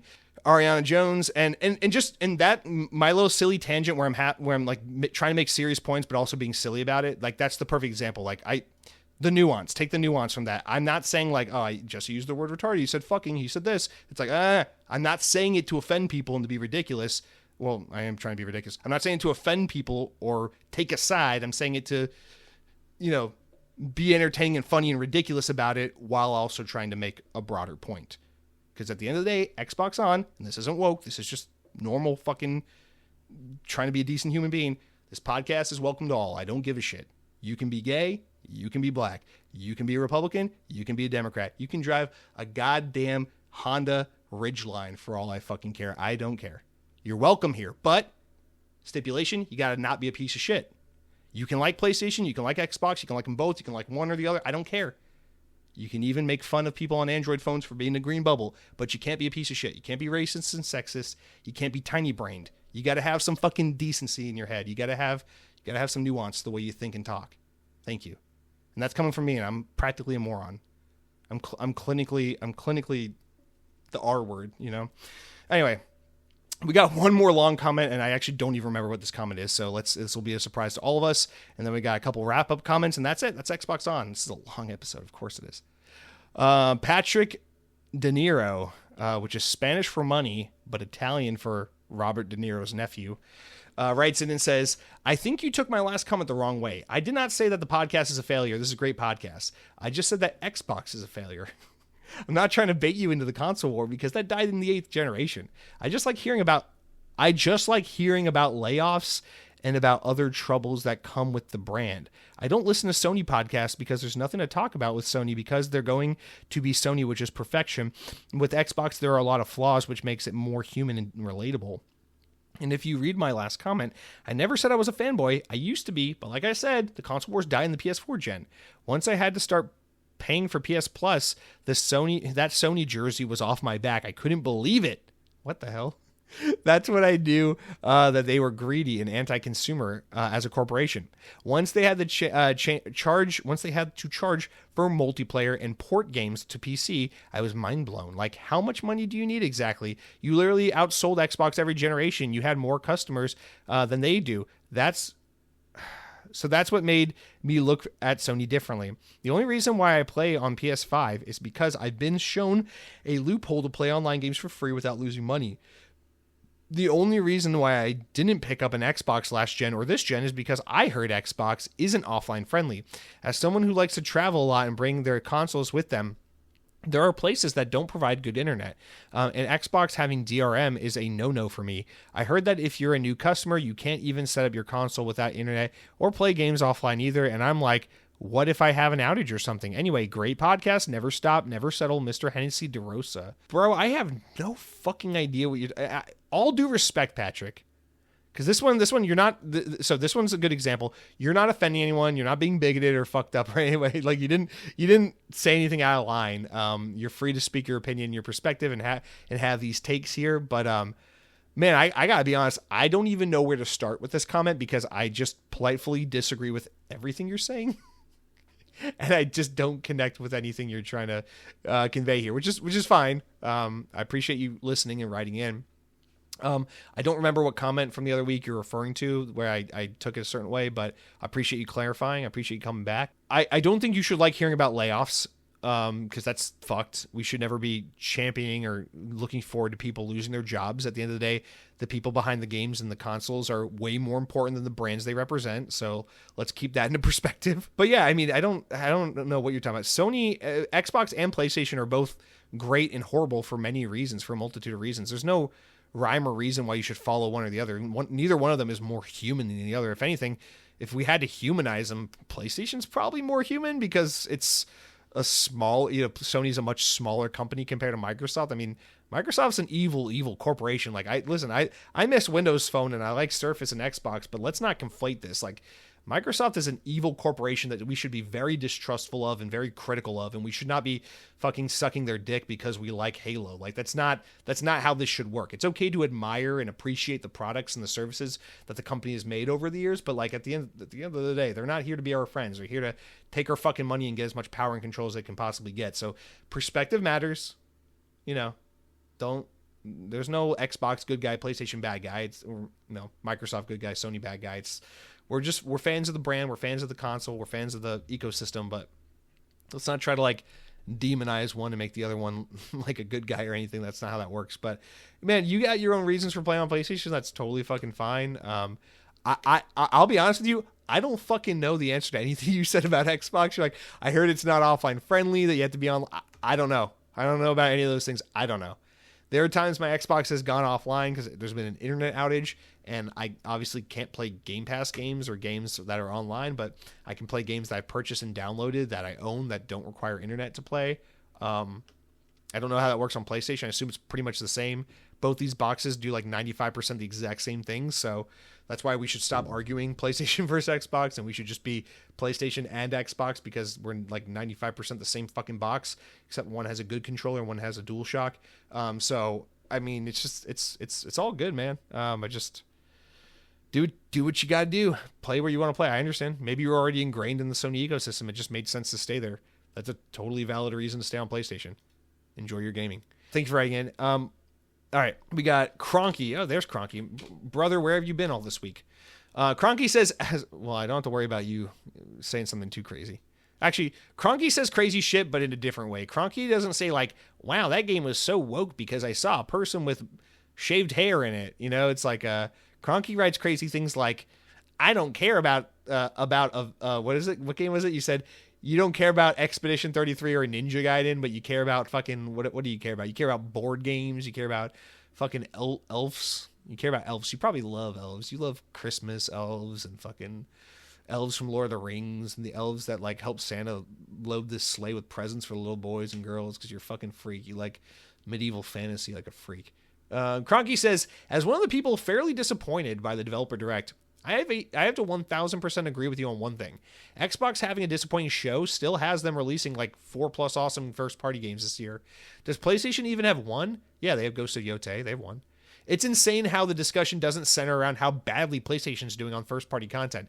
It looks like they won't be punished for it, though, whatsoever. Yeah, no, of course not. Yeah, that's what I was saying earlier, right? It's like PlayStation has a bad year, no games. Instead of it finally flipping and being like, PlayStation has no games, it's like, haha, Xbox is dying. It's like, dude, fuck off. It's just like, fuck you.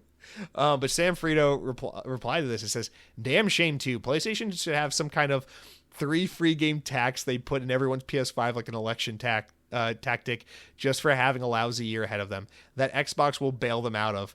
Yes, that's true. That Xbox is bailing them out, not that they should have a tax. Just kidding. Sony doesn't give a shit and will release new hardware that makes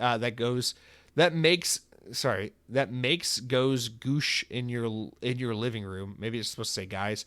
Love startup screens with intense volume. Are you talking about the PlayStation startup that's loud? They made an update where you can adjust that volume, I believe. Yeah, man. It's infuriating. We already talked about this, so this comment would have gone better inserted elsewhere in the show, but it's infuriating not because I want to see people shit on PlayStation, but it's infuriating because it's like, can we just have a little bit of a more even and fair and well-rounded approach to these brands rather than just constantly shitting on one and praising the other. Because, dude, it matters. A good Xbox that is respected and does well and puts out great games and commands a lot of attention and sales and respect from the gaming audience matters, because that keeps PlayStation on their toes and it keeps them honest. The more and more PlayStation just runs away with all the market share and Xbox just dwindles and falls into this early stages of obscurity and irrelevance, the more and more PlayStation can just get away with being complete fucking assholes, which is, to be fair, what any of these brands would do if they were the only brand standing.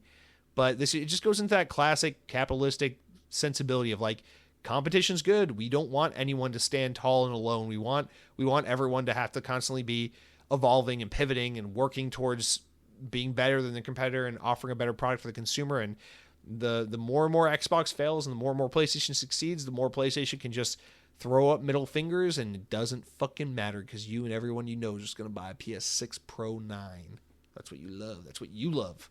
It's like the Honda Ridgeline. No matter how many times no one buys it, they keep making it. And then you buy it anyway because that's what you love. Anyway, I'm exhausted. My voice is disappearing. So let's call it a wrap. Let's call it a day. Thank you all so much for listening. And I just want to be clear. So like, just try to be a little more human. If I feel like there are some comments where you're just trying to poke the bear, you're just trying to troll, you're just trying to be a dick. It's weird. It's weird that people do that. Because honestly, it's just I don't know. It's like, why? I can't even imagine finding the free time to like troll. Not only like troll, like leave trolling comments on things I don't like or agree with, but take the time to consume content I have no interest in. Like what's something I don't know. I like cars a lot, right? I like cars. I have like very little interest in like European luxury cars. Like I don't really care for like Porsches and BMWs, and I really don't care for exotic cars like, you know, like McLarens and stuff. Like, it just, that stuff doesn't really do anything for me. I'm more interested in like mundane every cars and all the quirks and weird things that make them unique and different, and cars that are like attainable for people. So like, I'd rather learn about like the new Honda Civic or like the new, you know, the new Toyota Prius than like, oh, the new McLaren F1 has this blah, blah, blah, blah, blah. It's like, who gives a shit? No one you ever know will ever get to drive one because it's so unattainable. So like, right. But I don't go around wasting my very, very precious limited free time going, oh man, dude, fucking McLaren. I'm going to watch this YouTube video about McLaren, then post a comment and say, McLaren shit, Honda Civic SI is better, fuck you, so gay, so woke. I'm not going to leave a comment like that, because with my very limited free time, I'm probably going to watch a video about a car I actually am interested in or I actually care about, and then I'm probably not going to leave any comment at all because I very rarely comment. And if I do comment, it's only going to be to say something positive or constructive, or what I believe to be and hope to be thought-provoking and something that contributes to the conversation. Like, hey, great video, keep up the great work. If you want to just throw out a compliment or something constructive and helpful, like, oh, actually, well, did you know that blah, blah, blah, the 78 model, they did this, and this is actually a touchback to that model, which is why they changed this component or something. Then you write a comment like that. It's like, oh, cool. Didn't know that. Interesting information. We're all learning. But I guess some people love PlayStation so much that they spend hours and hours listening to Xbox podcasts so they can write comments like, your brand's going away, Phil Spencer's my daddy. Like, weird. Teach their own, though, I guess. Fuck you. Guys, thank you for a great episode and another great week. Glad we could all meet together and talk. Hopefully next week the comments are a little more hinged. I don't mind if they're unhinged, as long as, you know, if we're getting like headhunting Halo comments, that guy's a fucking genius. He's a beautiful bastard. More of that. But just you know, I already said it a million times. Just try and watch yourself. Be someone who puts, you know, you can put silliness and camaraderie and nonsense out into the world for the sake of fun and lightheartedness, but like try to generally put good into the world, or just like don't fucking do anything at all. Like, come on, man. We don't need Xbox On can be a positive place. I'm confident we can have productive, thoughtful, and humorous conversations, but like we don't need to be assholes.